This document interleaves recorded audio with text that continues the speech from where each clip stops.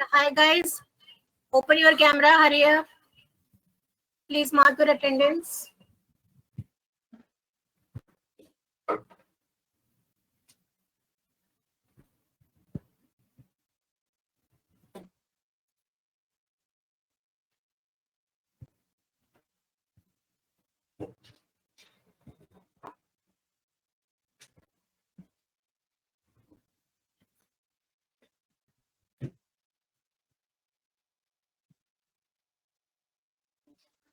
Hello.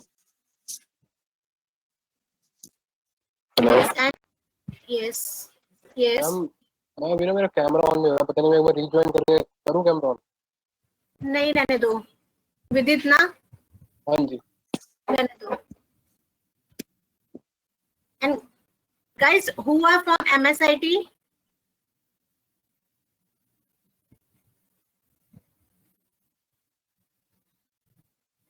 Hello.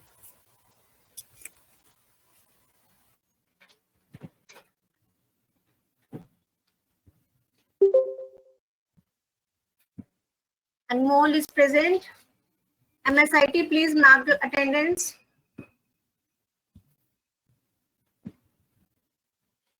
एक बार आप group पे वो डाल दो बच्चे.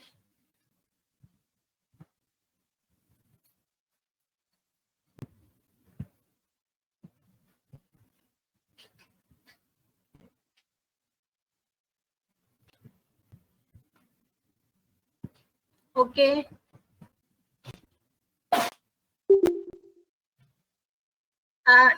जो MSIT स्टूडेंट्स है ना गाइस, आप लोग सेशन के बाद लीव मत करना, आप लोग रुक जाना, ठीक है? So I just Anmol, Anmol, Anshika, Kshitij, Kunal and Sahil. Okay, please don't leave the session after the class. I need to talk to you. Okay.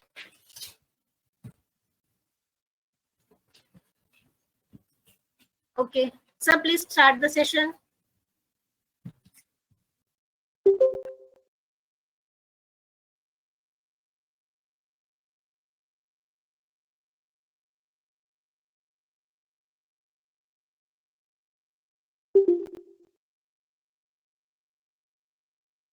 This conference will now be recorded.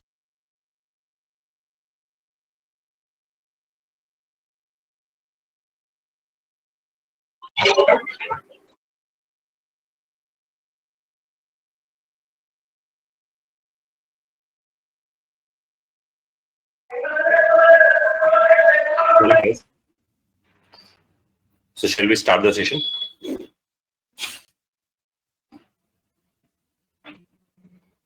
तो guys, before starting this thing, because कुछ लोग आज नए हैं जिनका day 1 है, तो मैं क्विक ब्रश अप दे रहा हूँ ताकि वो लोग सिंक कर जाए हमारे बैच के साथ. तो guys, ये जो बैच चल रहा है, that is for the full stack.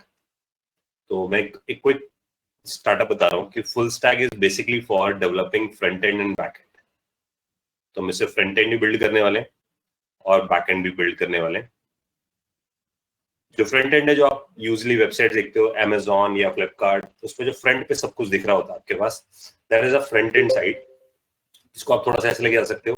For example, if I am saying, let's say if I go to this Amazon और ये जो एडवर्टाइजमेंट्स मेरे पास दिख रहे हैं and the advertisement is keep moving and changing, तो ये जो एडवर्टाइजमेंट का डेटा आ रहा है, that is coming from the back and, but जो उस पे डिस्प्ले हो रहा है, that is the front end.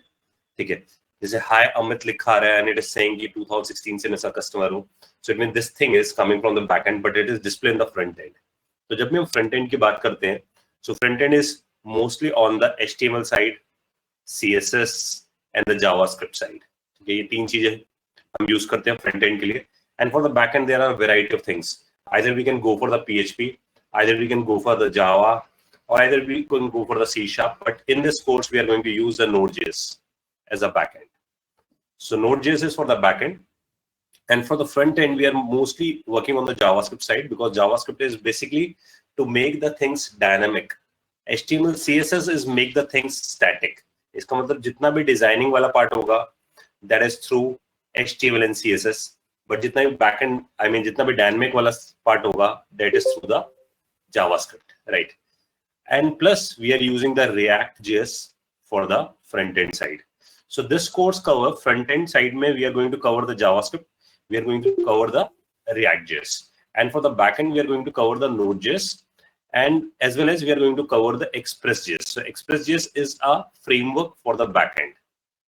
तो हम जब बैक एंड पे कोडिंग लिखेंगे तो उसके लिए हम फ्रेमवर्क यूज करेंगे. फ्रेमवर्क्स को आप ऐसा समझ सकते हो, that has some standard guidelines. तो इधर कुछ स्टैंडर्ड गाइडलाइंस है जिससे हम लोग एक कोलैबोरेशन मोड में यानी कि बड़ी टीम के साथ काम कर सकते हैं, क्योंकि मेरे सारे डेवलपर एक ही गाइडलाइंस को फॉलो करेंगे. But when we are using the Node.js is just not having like framework. It means ये एक फ्रेमवर्क नहीं है, it has the language features. तो इसके अंदर लैंग्वेज वाले फीचर मिलेंगे. So it is not standard way to build something, but essential ये है कि हम बैकएंड के लिए Node.js सीखेंगे, उसके ऊपर ही Express.js बनाए. इसका मतलब Express.js ने कुछ बेस्ट प्रैक्टिसेस फॉलो करी हैं जो Node.js से निकाली गई हैं. ठीक है, तो मोटे मोटे तौर पे अगर हम देखें तो फ्रंट एंड के लिए we are going to use the React.js thing, and for the back end thing we are going to use the Node.js thing, as well as for the database level we are going to use MongoDB. तो जितना भी हम data store करेंगे we store in a MongoDB. अब ये stack जो मैं जिसकी मैं बात कर रहा हूँ आप सबके सामने, this is called the MERN stack. ये एक MERN स्टैक है. ठीक है, और इसकी बेस लैंग्वेज यानी कि इसके लिए जो हम लैंग्वेज यूज करने वाले हैं, दैट इज द जावास्क्रिप्ट. हर चीज हम किससे करने वाले, जावास्क्रिप्ट से. It means either we are going to write front end, either we are going to write back end, either we are working on the database. Everything is through JavaScript. ठीक है, तो इस पूरे की जो मदर है that is the JavaScript. इस time सबसे पहले इसी पढ़ रहे हैं. When we understand this JavaScript तो हमारे लिए बहुत कुछ आसान हो जाएगा सब कुछ समझना. ठीक है, तो जावास्क्रिप्ट के लिए इस बैच की जो अंडरस्टैंडिंग है, जितने भी लोग नए हैं, अंडरस्टैंडिंग है कि कोई भी आप में से सी लैंग्वेज पढ़ के आए या C++ पढ़ के आए, दैट्स इट. ठीक है, उससे C या C++ कुछ बेसिक पता हो, क्योंकि जावास्क्रिप्ट इनसे बिल्कुल इंटायरली डिफरेंट है. यानी कि C++ से कुछ खास फायदा नहीं मिलेगा आपको. एजम्पशन ये इस बैच की कि आपको फंक्शंस के बारे में पता है, आपको एरेज के बारे में पता है, और ये सी की बात कर रहा हूं मैं, जावास्क्रिप्ट की बात नहीं कर रहा हूं. इफ एल्स के बारे में पता है, लूप्स के बारे में पता है. ठीक है, और कोई भी स्टूडेंट ये सारे कंसेप्ट जानता है in C and C++, so that student is able to do this MERN stack. ठीक है, और थोड़ा बहुत बेसिक HTML लिखना जानता हो W3 स्कूल्स के स्टैंडर्ड पे, थोड़ा बहुत CSS. ठीक है, JavaScript right, we are considering JavaScript, उसे बिल्कुल नहीं पता है because we are starting from this JavaScript thing. ठीक है, जितने भी लोग नए हैं वो अपना डाउट पूछ भी सकते हैं इसके बीच में, अगर कोई बात नहीं समझ आती है तो. ठीक है, तो बेस्ट तरीका ये है कि आप उसका अपना माइक ऑन करो and then you can directly ask your doubts. So the point is this course is entirely for the full stack, and for the full stack we are saying MERN is the full stack which we are using. तो इसका मतलब full stack एक broader term है, लेकिन उसमें से हम MERN stack पढ़ रहे हैं क्योंकि ऐसे बहुत सारे स्टैक अवेलेबल है फुल स्टैक के नाम पे, लेकिन MERN ही क्यों यूज कर रहे हैं, बिकॉज यहाँ पर हमें सिर्फ एक ही लैंग्वेज सीखनी पड़ रही है, जावास्क्रिप्ट फ्रंट और बैक एंड की, और ये बहुत पॉपुलर स्टैक है इस टाइम मार्केट में. तो जो रिएक्ट जिसकी हम बात कर रहे हैं, इसे फेसबुक ने डेवलप किया है और ये इंस्टाग्राम में भी यूज हो रहा है. ठीक है, फ्लिपकार्ट में भी इवन ये यूज हो रहा है. तो बहुत बड़ी मेजर कंपनीज है जो इस टाइम रिएक्ट को यूज कर रही है, तो बहुत प्लस साइड है. जहां हम बात कर रहे हैं जावास्क्रिप्ट की, इसे बिल्ड करने वाली कंपनी मोजिला है, और Node.js भी मोजिला के कंट्रोल में ही है. तो नेटफ्लिक्स जैसे कंपनी हो गई, ये पार्शली यूज कर रही है इसे. उबर इसे यूज कर रहा है. तो अगर आप सिर्फ गूगल करते हो इस बात को, कंपनीज यूजिंग Node.js, ऐसा अगर हम सर्च करते हैं, so it will show this list: Netflix, LinkedIn, Trello, Uber, PayPal, medium, eBay, NASA. तो बहुत ही ज्यादा पॉपुलर लिस्ट है Node.js. तो बहुत major companies are using Node.js. क्यों यूज कर रहे हैं वो हम बाद में डिटेल पे आएंगे. But the first thing is कि हम इतने बड़े बड़े नाम पे कम ध्यान दें अभी Node.js, React.js पे. पहले हम ध्यान दें जावास्क्रिप्ट पे. Once you understand the JavaScript, life बहुत आसान है, क्योंकि जैसे हम जावास्क्रिप्ट अच्छे से सीखेंगे, बिलीव करना 75% जावास्क्रिप्ट हम लिखेंगे Node.js के अंदर. 75%, ह्यूज नंबर. ठीक है, इसमें अगर आपको जावास्क्रिप्ट नहीं आती, Node.js भूल जाओ, नहीं समझ आने वाला.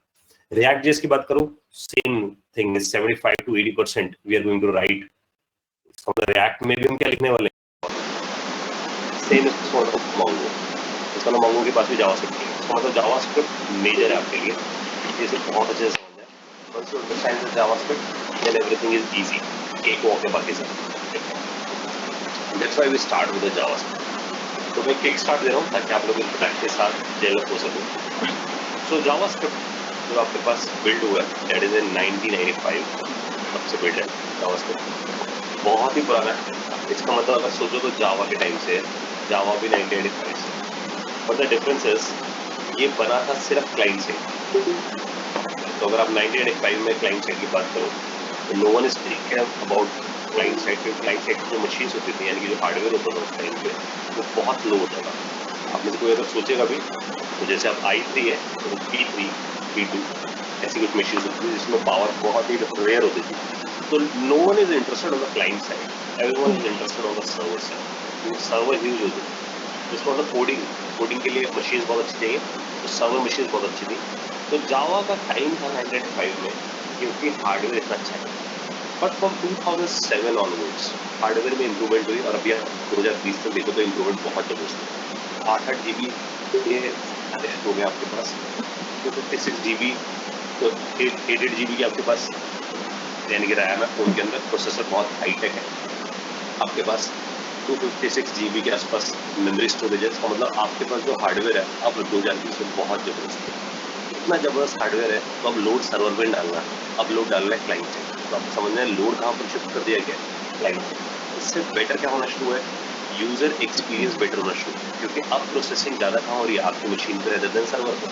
अगर सर्वर पर प्रोसेसिंग होगी तो हर चीज़ सर्वर से आएगी, सर्वर से आएगी तो नेटवर्क से आएगी, नेटवर्क पे आने में टाइम लगने वाला है। That's why they are shifting the load to the client side. तो क्लाइंट साइड पे कोडिंग करने के लिए डेवलपर के पास ब्राउजर है, आई मीन डेवलपर कह यूजर के पास ब्राउजर है। तो आपको समझना है क्लाइंट साइड पे कुछ भी चलाना है तो उसके लिए क्या चाहिए, ब्राउजर चाहिए। और ब्राउजर के अंदर प्री बिल्ड जावास्क्रिप्ट, ये इम्पॉर्टेंट है। इसका मतलब आपको कुछ भी डाउनलोड करने की जरूरत नहीं है जावास्क्रिप्ट चलाने की, आपके पास सिर्फ ब्राउजर होना चाहिए। इसका मतलब आप जितनी वेबसाइट विजिट करने जा रहे हो वो सारी वेबसाइट जावास्क्रिप्ट को फॉलो कर रही है एंड आपका ब्राउजर कैपेबल है ये सब चलाने की। इसके हम जो कोड लिख रहे हैं वो ब्राउजर के अंदर लिखने वाले हैं, ठीक है। तो ब्राउजर पर कोड लिखने के लिए बस इतना काम करना है, we are going to write about column blank. When we do this about column blank, ये ब्लैंक फिंगर वर्क आती है and I do right click and then I do inspect. Inspect यहाँ पर कंसोल का ऑप्शन आता है। In this console area I can write my code. अब ये कंसोल एरिया है क्या, console area is basically an interpreter. तो इसका मतलब आप जितना भी कोड लिखने वाले हो वो इंटरप्रेट होने वाला है इस एरिया। तो अगर आप सिर्फ इस साइन को देखोगे, this sign is basically represent कि आप यहाँ क्या इनपुट करने वाले हो। तो जो भी आप इनपुट करोगे इट गोज हियर और ऐसा एक साइन आएगा that is for the output, ठीक है। तो यानी कि जब भी आउटपुट प्रिंट होगा the sign is get change. इस पूरे को हम बोलते हैं दिस इज अ शेल। ये आपका कोडिंग का शेल है जहाँ पर आप कोड कर सकते हो and it is pre build in the browser. तो ब्राउजर के अंदर ये पूरा प्री बिल्ड मैकेनिज्म में मिलता है। जिस क्रोम को हम यूज कर रहे हैं, क्रोम पे हमें जो इंटरप्रेटर मिलता है, जिस इंटरप्रेटर को हम यूज कर रहे हैं दैट इज कॉल्ड V8। तो V8 नाम का इंटरप्रेटर यहाँ पर है। This is the world fastest interpreter, fastest interpreter में मिलता है, ठीक है। That is called the V8। ऐसे हर ब्राउजर के पास अपने अपने इंटरप्रेटर है। जैसे कि इंटरनेट एक्सप्लोरर का नाम आप सबने सुना है, तो उसके अंदर चक्रा नाम से इंटरप्रेटर है, that is the name of the interpreter, but it is not fast as like V8। तो शायद आप सबने V8 का नाम भी सुना हो। तो सुपर फास्ट में जो इंजन लगते हैं ना दैट इज V8 इंजन होते हैं, इसलिए उन्होंने इसका नाम भी V8 रख दिया, जो फास्टेस्ट इंटरप्रेटर। इसी तरीके से अगर हम फायरफॉक्स की बात करें तो फायरफॉक्स के पास अपना इंटरप्रेटर है, ठीक है, दैट इज स्पाइडरमंकी नाम से, ठीक है। इसको मतलब हर एक के पास अपना अपना इंटरप्रेटर है। अगर आप सफारी यूज कर रहे हो तो सफारी के पास अपना इंटरप्रेटर है, that is called JS Loops। तो इससे आपको ये बात कहीं ना कहीं समझ आ जाए कि जावास्क्रिप्ट हर ब्राउजर में चल रही है, हर एक ने अपना अपना इंटरप्रेटर बनाया, ठीक है।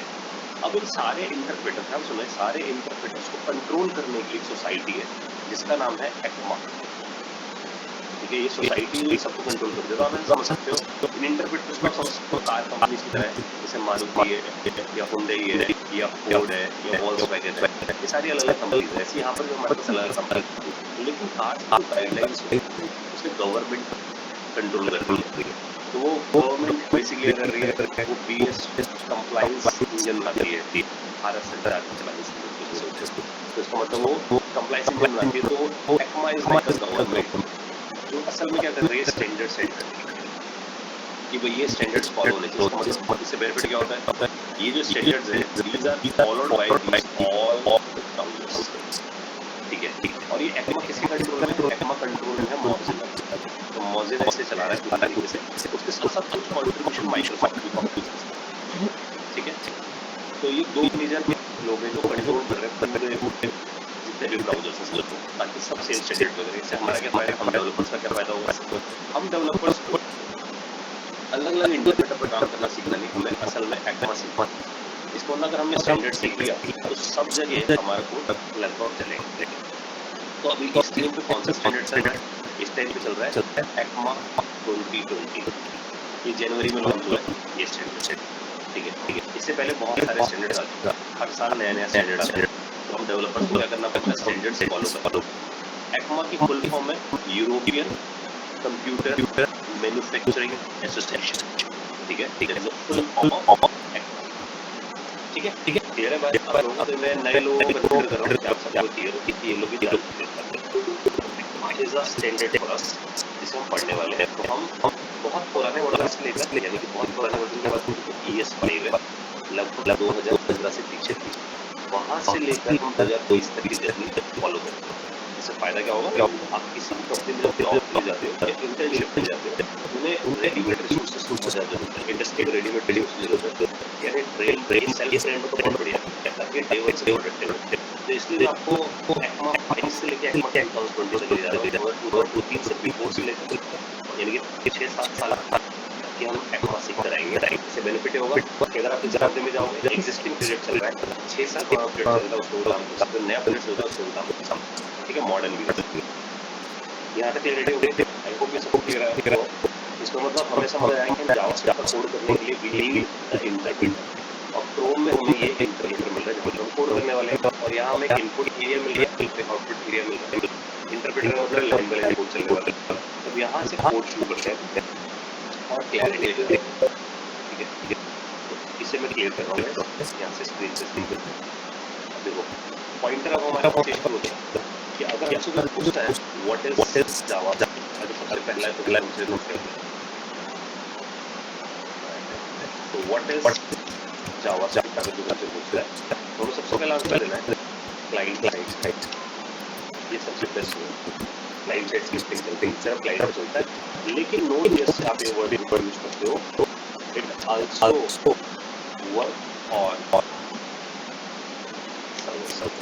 तो Node.js से सर्वर साइड पे चलना शुरू हुआ। Node.js आया 2009, तब से जावास्क्रिप्ट सर्वर साइड पे भी काम करता है। तो बेस्ट पार्ट हुआ एज अ डेवलपर मेरी लाइफ आसान है, मुझे क्लाइंट साइड पे भी सीखी है और सर्वर साइड पे भी।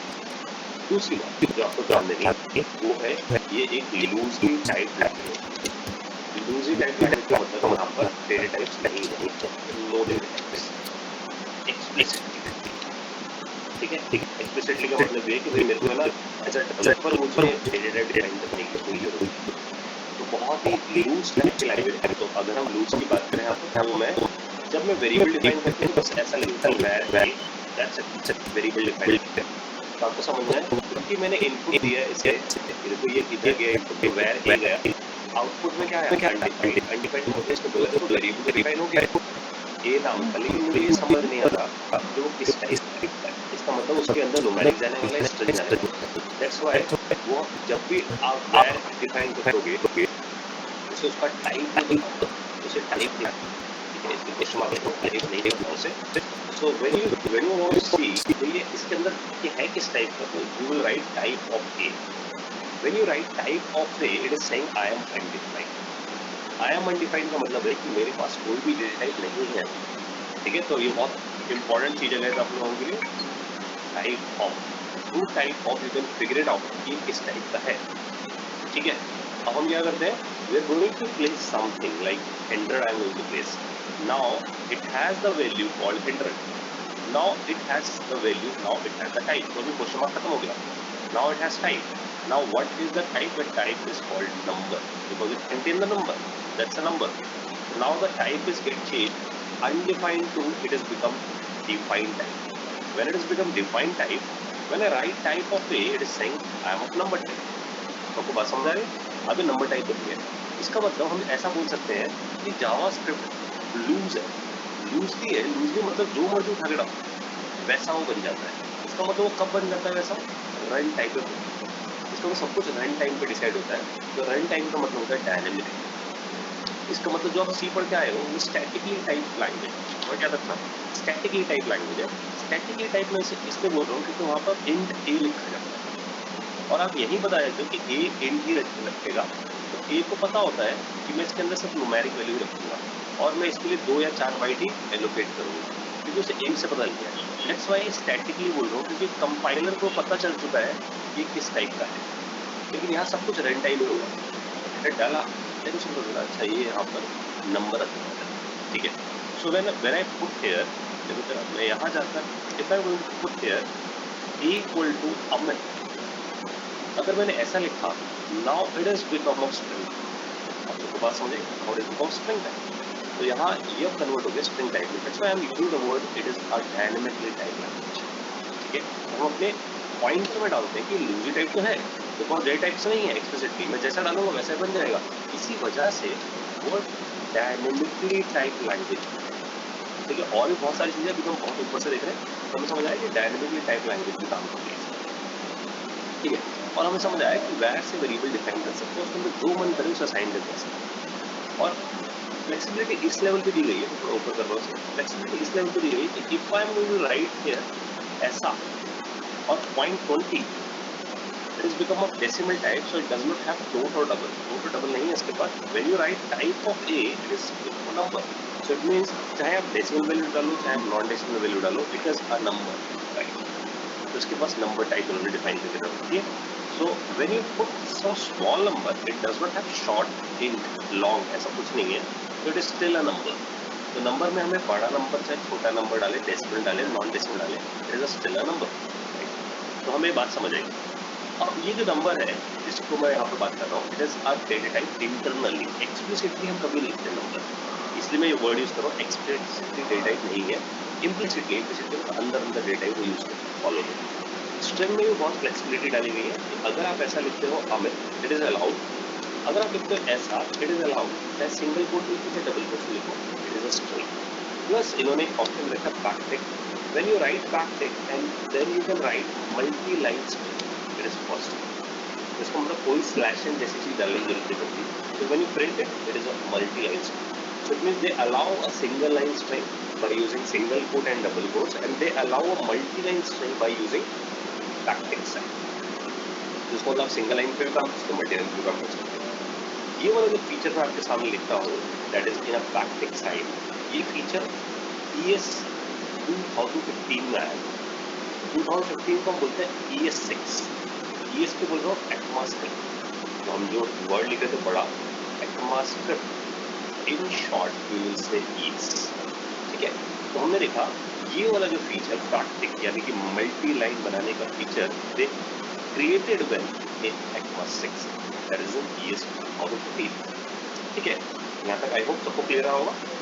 अब पॉइंटर ये है कि इसके बेनिफिट्स क्या क्या है, कि हमने देख किया कि मल्टी लाइन स्ट्रिंग लिख सकता है, लेकिन सिर्फ बेनिफिट्स है जो बहुत मेजर है। जैसे मैं आपको एक सैंपल दिखाता हूँ, जैसे सपोज मेरे पास var इक्वल टू 10 है, var b इक्वल टू 20 है, and now I want to print कि a की वैल्यू a है, b की वैल्यू b है। तो जनरली हम लोग क्या करते हैं, प्रिंटिंग करने के लिए वी यूज console.log। तो जो लोग C बैकग्राउंड से हैं वो समझे printf जैसा है, तो console.log, तो console is a object, log is a printer method, ताकि वो लॉग कर सके, प्रिंट कर सके, दैट्स लॉग। और यहाँ जाके I will write a is plus a and a is plus a and b is plus b, ऐसा मैंने यहाँ लिखा। The point is, जब मैं ऐसा लिखता हूँ a is what, it is a message, plus a is what, it's a variable, तो plus करके हम concat कर देते हैं, this is a string part, string को concat कर देते हैं किसके साथ, numeric के साथ, number के साथ। whenever you do string plus number, ध्यान देना, whenever you do string plus number, it is at the end becomes string, तो क्या बन जाएगा, string बन जाएगा। so plus is what, plus is used for addition and plus is used for concat, तो आप इसे कॉन्कैट भी करके आ सकते हो और ऐड भी करके आ सकते हो. That is the feature of this statement. So when I write A is plus A, so it means you're doing the concatenation, and B is plus B, you're doing the concatenation. So but painful thing is, इसमें जो सबसे painful चीज है, इसमें एक erase करना होता है सामने. So what is the painful thing in this? It means you need to start with the double quotes, and then you need to close this double quote, then you need to specify the plus, then you need to specify the variable, फिर plus, फिर double quotes, फिर painful syntax में बहुत कुछ याद रखना पड़ता है beginner के लिए. So this is an older syntax. ठीक है. और इस older syntax को हम साथ साथ बोलते हैं because we are doing string plus variable. इसका मतलब अगर आप ध्यान से देखो A is what? A is basically, इसलिए मैं इस पर अगर आप A is message पे ध्यान दो आप लोग, मैं इसकी बारीकी में बता रहा हूँ ताकि बहुत क्लैरिटी रहे. अगर हम A इस पे ध्यान दें, that's the static part, fix है ना. लेकिन A जो है दैट इज डायनामिक, क्योंकि वेरिएबल, तो वेरिएबल की वैल्यू 10 होगी तो 10 छपेगा, 100 होगी तो 100 छपेगा. That's why it's a static plus dynamic. फिर यहाँ पर भी स्टैटिक है, फिर डायनामिक है. तो स्टैटिक प्लस डायनामिक जो में काम, इसको हम एक नाम दें. This thing is called string interpolation. क्योंकि आप स्ट्रिंग में मॉडिफिकेशन कर रहे हो, that thing is called string interpolation. So they have created the older style of string interpolation in double quotes plus लगाकर फिर छाप. Now what is the newer style? The newer style देखते हैं हम. पहले मैं चलाता हूँ, एक बार एंटर मारते हैं. यहाँ मैंने एंटर मारा, ये आउटपुट आ गया A is and B is. इसे एक बार क्लियर करता हूँ. Now the pointer is नया स्टाइल क्या? नया स्टाइल से ज़्यादा आसान है. तो full dot log and then this backtick लगा दो और backtick में A is लिख दो और जहाँ आपको डायनेमिक चाहिए उसे डॉलर कर्ली ब्रैकेट बढ़ा दो, सिर्फ dollar curly bracket and B is लिख देना. और फिर यूजर पर डायनेमिक चाहिए तो इसे डॉलर कर्ली ब्रैकेट बढ़ा देना और बैकटिक ऑफ कर देना. तो अगर आप इस बार देखो तो आपको लगेगा ये बड़ा आसान सा सिंटैक्स है, क्योंकि आपने यहाँ बैकटिक ऑन किया, बैकटिक बंद किया, उसके बाद लिखा मैसेज, जहाँ डायनेमिक आया उसमें डॉलर में डाल दिया. पेनफुल ये था डबल कोट शुरू करते थे, डबल कोट बंद करते थे, प्लस लगाते थे, फिर वेरिएबल डालते थे, फिर प्लस लगाते थे, फिर कॉन्केट लगाते थे. यहाँ सब कुछ इसके अंदर हो गया backtick. So this is a newer way of doing the string interpolation. ठीक है. अब ये सब कुछ चल रहा है किससे? एक्मा 6 से, यानी कि एक्मा 2015 से. ठीक है. जो नए लोग हैं उन्हें कोई डाउट पूछे, इतना क्लियर हो गया. तो डायनेमिक तरीका हो गया प्रिंट करने का और ये बेनिफिट हो गया नए वाले वर्जन. तो हमें स्ट्रिंग डिफाइन करने की 3 वजह समझ आई. Double quotes, single quotes and backtick. और बैकटिक बहुत जबरदस्त चीज है. मल्टी ने भी लाइन लिख सकते हो और डायनेमिक लिख सकते हो विदाउट प्लस जैसे और डबल कोट जैसे ऑपरेटर को यूज करते. ठीक है. तो अब अगर हम इसको चला कर देखते हैं, रन करते हैं ऐसे, तो आउटपुट इज सेम जैसा पहले आ रहा था, लेकिन ये इजियर वे हो गया. ठीक है. तो हमें असल में ये बात समझ आई, कंक्लूजन की तरफ अभी तक हम जाए तो हमें समझ आया कि लूजी टाइप तो है लेकिन इंटरनली डेटा टाइप्स है. और इंटरनली जो डेटा टाइप्स है वो कैसे कैसे अनडिफाइंड, यानी कि अगर आप कुछ नहीं डिफाइन करो तो अनडिफाइंड बन के दिखता है हमें, नंबर दिखता है हमें अगर हम कुछ डिफाइन करते हैं तो, और स्ट्रिंग भी दिखता है. आई मीन अगर हम डबल कोट्स में करते हैं तो उसका मतलब नंबर में हमें समझ आया 0 to 9 भी आ सकता है और डेसिमल वैल्यू भी आ सकता है, स्मॉल भी आ सकता है और मीडियम रेंज भी आ सकती है. इसमें मैं मीडियम रेंज लेता हूँ, बड़ी रेंज नहीं आ सकती. तो बड़ी रेंज क्या है? बड़ी रेंज है इसकी अपर लिमिट है. अपर लिमिट देखने की, बिकॉज नंबर तक तो मैं ऐसे लिखता हूँ, नंबर डॉट और यहाँ लिखते हैं मैक्स सेफ इंटीजर. ये हमें बताता है कि ये जो नंबर है, क्योंकि हमने नंबर यहाँ डिफाइन किया था, देखना जहाँ ऊपर जाए तो ये नंबर डिफाइन हुआ था ये इस तरीके से, और हमने देखा था टाइप ऑफ नंबर था. तो हमने नंबर से पूछा कि भाई नंबर इतनी बड़ी रेंज दे सकता है, उसको बताया इतनी बड़ी रेंज दे सकता है, इससे बियॉन्ड नहीं जा सकता. That's my maximum range. ठीक है.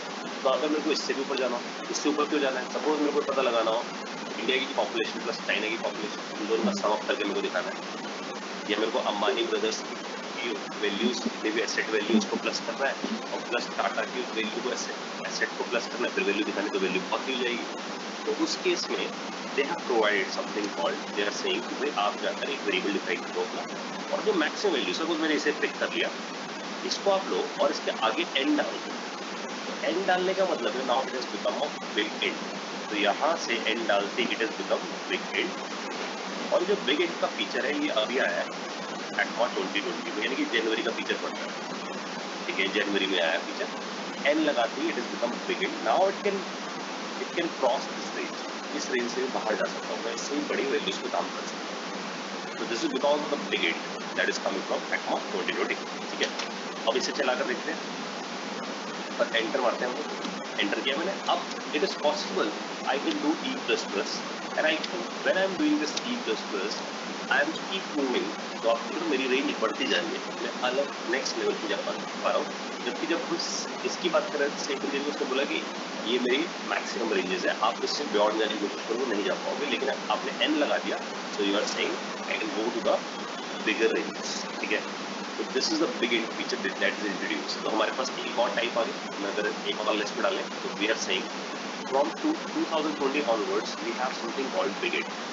ठीक है, तो ये हमारे पास आगे that is a BigInt. और उसके लिए करने के लिए बस हमने सीखा कि हम क्या लगा दिया करेंगे, हम n लगा दिया करेंगे, and then we can do the bigger calculations, bigger data types पे काम कर सकते हैं। ठीक है, तो हमें बात समझ आई। इसके आगे मैं लिख रहा हूँ ES 2020 का फीचर है। इसके साथ साथ इन्होंने they have introduce something called, अगर मैं लिखता हूँ where g equal to true, तो दे इंट्रोड्यूस ट्रू फॉल्स वाला फीचर भी, मीन्स आप बूलियन पे भी काम कर सकते हो। And then when you write type of g it is saying I am a boolean. तो इसके पास एक और डेटा टाइप हमारी लिस्ट में आ गया, दैट इज बूलियन। हम बूलियन वैल्यू इसके अंदर रिजर्व करके आ सकते हैं। ये बात भी समझ आ गई। बुलियन इंटरनली, जब भी हम बुलियन की बात कर रहे हैं, बुलियन इंटरनली 1 है ट्रू के लिए और 0 है फॉल्स के लिए। आप चेक कर सकते हो, अगर आप देखोगे true plus true it is saying true, because true 1 है, दूसरा ट्रू भी 1 है, 1 + 1 2 दिखाना चाहिए। ठीक है, तो हमें बात भी समझ आ गई कि जब भी बुलियन की बात कर रहे हैं, ट्रू जो है हमारे पास वो इंटरनली 1 है और फॉल्स जो है वो इंटरनली 0 है। ठीक है, तो ये हमें डेटा टाइप्स दिखे कि किस तरीके के डेटा टाइप्स हैं यहाँ पर। तो हमें देखा अनडिफाइंड, नंबर, बिगेट, स्ट्रिंग और बुलियन। तो ये सब जो डेटा हम यहाँ देख रहे हैं, these are coming in the list of primitives। तो ये primitive लिस्ट हमारे पास आ रहे हैं। primitives का मतलब प्राइमरी डेटा टाइप्स। तो ये हमारे प्राइमरी डेटा टाइप्स, तो ये हमारे प्राइमरी डेटा टाइप्स। अब हमें क्या करना है, हमें इससे नेक्स्ट लेवल की अगर हम बात करें तो हमारे पास कुछ ऐसे डेटा टाइप्स भी हैं जो बड़े लेवल पे काम कर सकते हैं, यानी कि बड़ी वैल्यूज पे काम कर सकते हैं। जैसे कि सपोज मेरे को अगर कुछ ऐसा करना हो, I want to store multiple numeric values, तो they are providing something called arrays. तो ये डेटा टाइप पे जो आ रहा है, देखो जैसे आप ऐसा लिखते हो 100 200 300 400 500, ये बेसिकली क्या करता है, जो सी से थोड़ा अलग काम करता है, ध्यान देना, जो भी सी से आए उनके लिए अलग बैकग्राउंड है। तो जैसे मैं यहाँ डिफाइन करता हूँ ऐसा 100 200, तो behind the seen it is creating this memory. 100 create कर रहा है, 200 क्रिएट कर रहा है, 300 400 500, it will create this thing. And array है तो 0 1 2 3 4 ऐसे बनेगा। And now it is bind in some memory, एक मेमोरी में चला जाता है सब कुछ। तो इसका मतलब ये होगा, इसका बेस एड्रेस जैसा आप जानते हो 100 होगा, तो अगर वो 4 बाइट है तो 104 होगा, 108 होगा, 112 होगा, 116 होगा, दैट इज जो बेस एड्रेस पे होगा। लेकिन ये सब कुछ रैप हो जाता है एक ऑब्जेक्ट के अंदर, और उस ऑब्जेक्ट का भी एड्रेस है, that address is actually assigned to this. What I am saying is, यहाँ जो एरे है ये रैप हो जाता है ऑब्जेक्ट। तो जो ऑब्जेक्ट के अंदर इसलिए रैप्ड है क्योंकि एरे नाम का इन्होंने एक क्लास जैसा कुछ बनाया है। ठीक है, एरे इज बेसिकली रिप्रेजेंट, इसमें वर्ड यूज करो रिप्रेजेंट, और मैं पूरी डिप्लोमेटिक बात कर रहा हूँ, रिप्रेजेंट लाइक क्लास। मैंने इसे क्लास को बोला, लाइक बोला क्लास, क्योंकि जब हम बात करते हैं जावास्क्रिप्ट की, जावास्क्रिप्ट बोलता है मैं फंक्शनल प्रोग्रामिंग हूँ। ठीक है, कोई भी इसी यूजर में ना आए कि सी है, ये सी में फंक्शंस होते थे, तो ये भी फंक्शन पे काम करते थे, फंक्शन प्रोग्रामिंग नहीं। सी प्रोसीजरल प्रोग्रामिंग है, और जमीन आसमान का अंतर है प्रोसीजरल प्रोग्रामिंग और फंक्शन प्रोग्रामिंग। तो जावास्क्रिप्ट फंक्शन प्रोग्रामिंग है, इसलिए मैं बोल रहा था शुरू में कि कोई सी पत्ती में आया तो उसे इफ एल्स फॉर लूप कुछ फंक्शंस के बारे में पता हो, बस वही बहुत, क्योंकि प्रोग्रामिंग अलग माइंडसेट से हुई है। तो it is a function programming. Function programming है तो एरे भी इटसेल्फ एक फंक्शन ही है, लेकिन उस फंक्शन की इतनी बड़ी पावर है कि वो क्लास जैसा काम कर सकता है। ये बड़ी स्ट्रेंज बात है, हम आगे चल के देखने वाले हैं। तीनों काम कैसे कर सकता है, क्लास। तो इन लोगों ने क्या किया, इन्होंने एक एरे नाम का बिगर फंक्शन बनाया, उसके इनसाइड बहुत सारे फीचर डाले, जैसे कि एरे में फाइंड कैसे किया जाता है, उसका एक प्रीडिफाइंड फंक्शन। एरे में सॉर्ट कैसे किया जाता है, उसका भी प्रीडिफाइंड फंक्शन है। एरे में ऐड कैसे किया जाता है, पुश नाम का फंक्शन है। एरे में से डिलीट कैसे किया जाता है, उसमें पॉप नाम का फंक्शन है। एरे में से डिलीट कैसे किया जाता है, स्प्लाइस नाम का फंक्शन है। इसमें उन्होंने बहुत सारे मेजर फंक्शंस डाल दिए किसके अंदर, एरे के अंदर। एंड दे आर सेइंग कि जब आप ऐसा लिखते हो इट्स थिंक लाइक कि ये एरे बना है, नहीं, ये बनता है ऑब्जेक्ट, और ऑब्जेक्ट भी एक डेटा टाइप है। फर्क ये है कि ऑब्जेक्ट जब भी हम बात करेंगे कि ऑब्जेक्ट की, तो वो डेटा टाइप अपने पास एड्रेस रखेगा। तो सी में पॉइंटर जैसा है, सी में पॉइंटर, ठीक है, तो इसका मतलब अपने पास एड्रेस रखेगा। So whenever we are saying ये ऑब्जेक्ट टाइप का, तो वी आर सेइंग ये पॉइंटर टाइप है, और पॉइंटर टाइप का मतलब है रेफरेंस टाइप, ठीक है।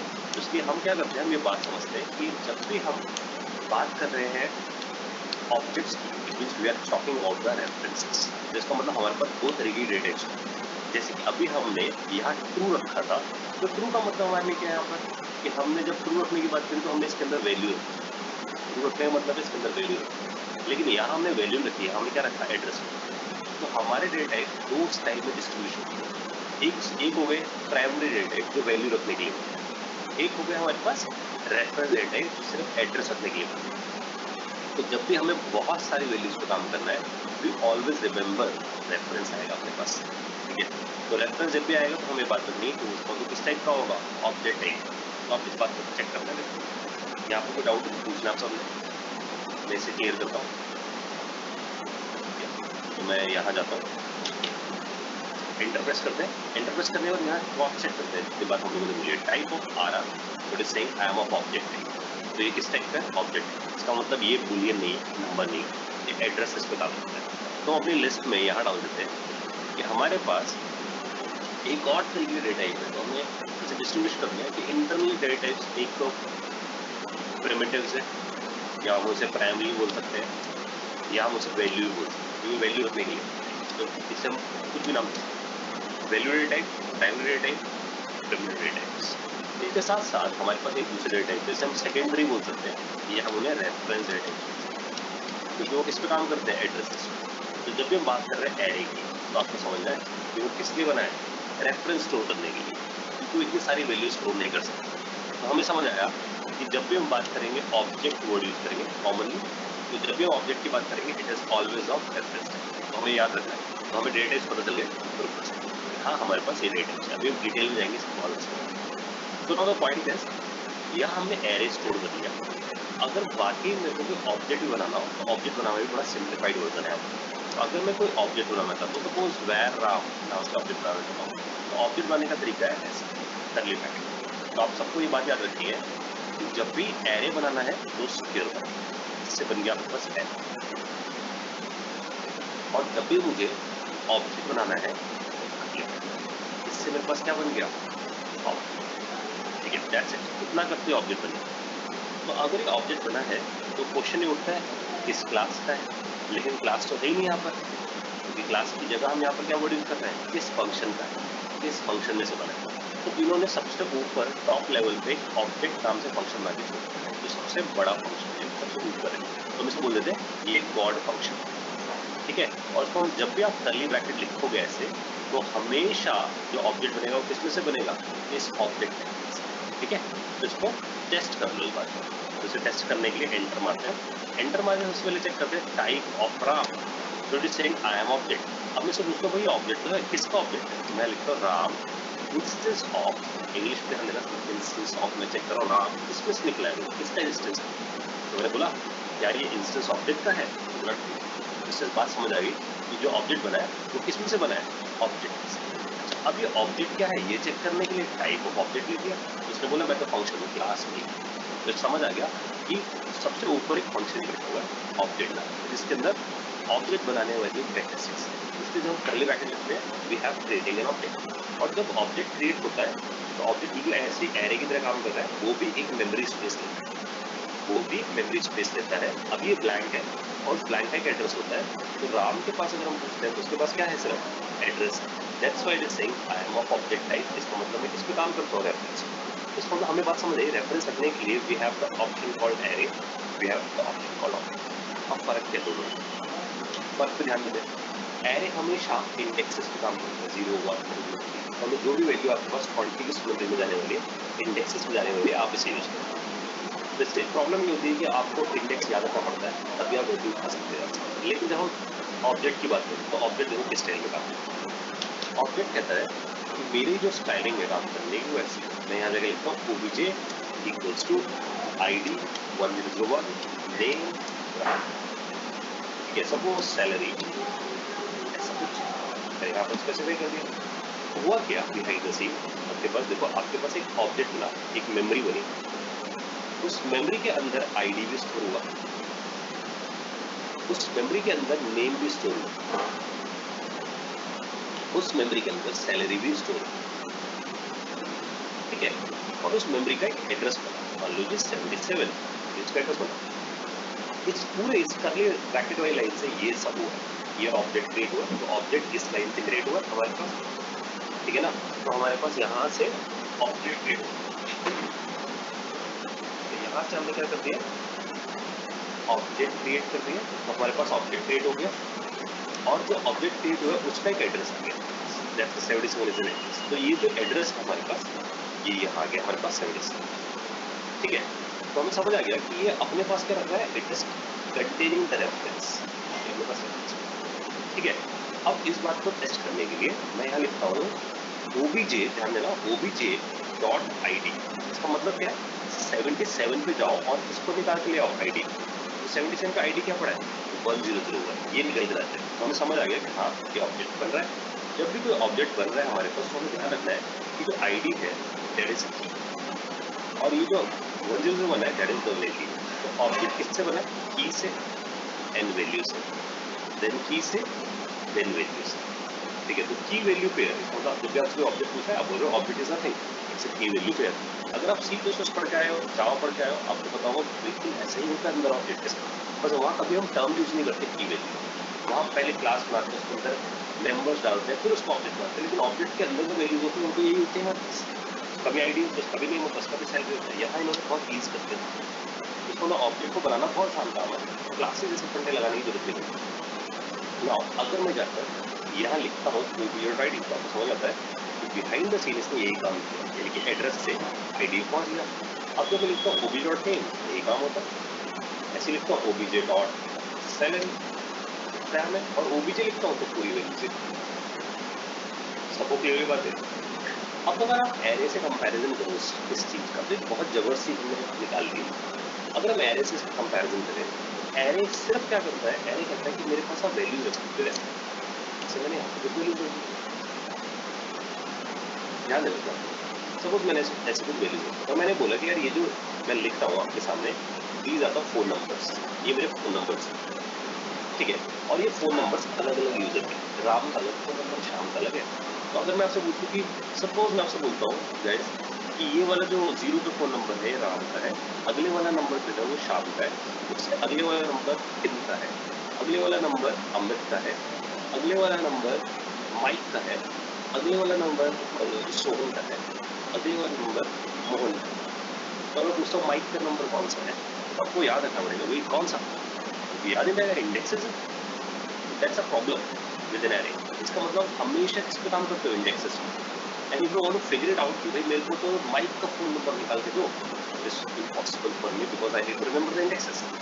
लेकिन यही काम अगर मैं इससे करता हूँ, तो हमने अभी ऑब्जेक्ट वाला तरीका अपनाया, उसका एक बहुत बड़ा फर्क है। मैं यहाँ जाके ऑब्जेक्ट लिखता हूँ, यहाँ लिखता हूँ मैं अमित का फोन नंबर, मान लो मैं यहाँ जाके स्पेसिफाई करता हूँ।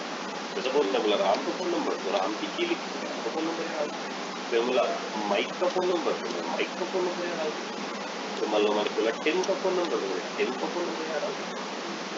अब पॉइंटर क्या है, देखो पॉइंटर ये है कि अब मैं जब बोलूँगा OBJ नंबर आ जाएगा, OBJ मान लो राम का नंबर आ जाएगा। तो आप समझ पा रहे हो कितना आसान हो गया मेरे लिए ऐसे एक्सट्रैक्ट करना। और अगर आप समझो तो ये एक तरीका का मैं एक वर्ड यूज कर रहा हूँ आप लोगों के सामने, कुछ लोग इससे फैमिलियर हो सकते हैं क्योंकि किसी ने कुछ प्रोग्रामिंग पढ़ी है पहले। तो ये एक तरीके का हैशिंग, ठीक है, ये हैशिंग वाला फंडा कर रहा है क्योंकि इसने इनडायरेक्टली ऐसा कंसेप्ट यूज किया, हैश मैप जैसा, जावा जैसे प्रोग्रामिंग जैसे हो। तो नई फैमिली को इग्नोर कर दें, उनके लिए कोई मतलब नहीं, यहाँ पे हैश मैप जैसा काम नहीं है, मुझे सिर्फ मैप करना है। तो ये इंडेक्सेस पे काम कर रहा है, इंडेक्सेस को याद रखना पड़ता है। ये कीज पे काम कर रहा है, तो कीज से आप डायरेक्ट उस वैल्यू पहुंच सकते हैं, कीज से सीधे डायरेक्ट वैल्यू पहुंच सकते हैं। तो ये फास्ट है बहुत, क्योंकि आपके पास की है, आप जल्दी पहुंच पाते हैं। ठीक है, क्लियर हुई बात आपको? अब हम इससे आगे बढ़ते हैं। तो हमें समझ आ गया कि अगर हमसे कोई पूछता है कि भाई रेफरेंस टाइप का एग्जांपल दो, तो आपके पास एग्जांपल है कि एरे बना लो स्क्वायर ब्रैकेट से या कर्ली ब्रैकेट से, क्या जाके क्या बना लो आप ऑब्जेक्ट। तो मैंने कर्ली ब्रैकेट लिखा, ऑब्जेक्ट है आपके मेरे पास, यहाँ मैंने दिया ऑब्जेक्ट है। और जब भी आपसे पूछता ऑब्जेक्ट, तो ऑब्जेक्ट की आंसर क्या है? की एंड द वैल्यू। की वैल्यू पेयर इज व्हाट? ठीक है, यहाँ पे बात समझ आ गई आप सबको। और ये बात भी समझ आई कि रूट फंक्शन जो सबसे ऊपर बैठा हुआ फंक्शन बनाया गया है, वो कौन बनाया गया है? तो एक टॉप लेवल पे मैंने ऑब्जेक्ट बना दिया। इसका मतलब जितने भी every object is coming from the object, इसमें से हर ऑब्जेक्ट, ठीक है। इसलिए हम इसे बोल रहे हैं सब गॉड ऑब्जेक्ट। ठीक है जी, क्लियर हो गया सबको बातें? आई होप यहाँ तक सब नए लोगों को समझ आ गया होगा, सिंक में आ गए सब लोग कैसे किया जा सकता है। अब एक और रेफरेंस टाइप की बात कर रहा हूँ, क्योंकि रेफरेंस टाइप का मतलब क्या? एरे मतलब एड्रेस होता है। रेफरेंस टाइप का मतलब हम हमेशा होता है, ये हमेशा इस पे काम कर रहा है, एड्रेसेस पे। और एड्रेसेस रखने के लिए हम एरे का बिल्ड कर रहे हैं, ऑब्जेक्ट का बिल्ड कर रहे हैं, क्योंकि बड़ी चीज है। इसके साथ साथ इन्होंने एक और फंडा यूज किया, दे आर सेइंग ये बहुत इंपॉर्टेंट है, बिल्कुल नया है, ये ऐसी थॉट किसी प्रोग्राम में मिलती नहीं है। तो हम यहाँ एक फंडा यूज करते हैं, ध्यान देना। मैंने एक फंक्शन बनाया, फंक्शन बनाने के लिए बस फंक्शन कीवर्ड लिखना होता है और फंक्शन का नाम लिखना, दैट्स इट।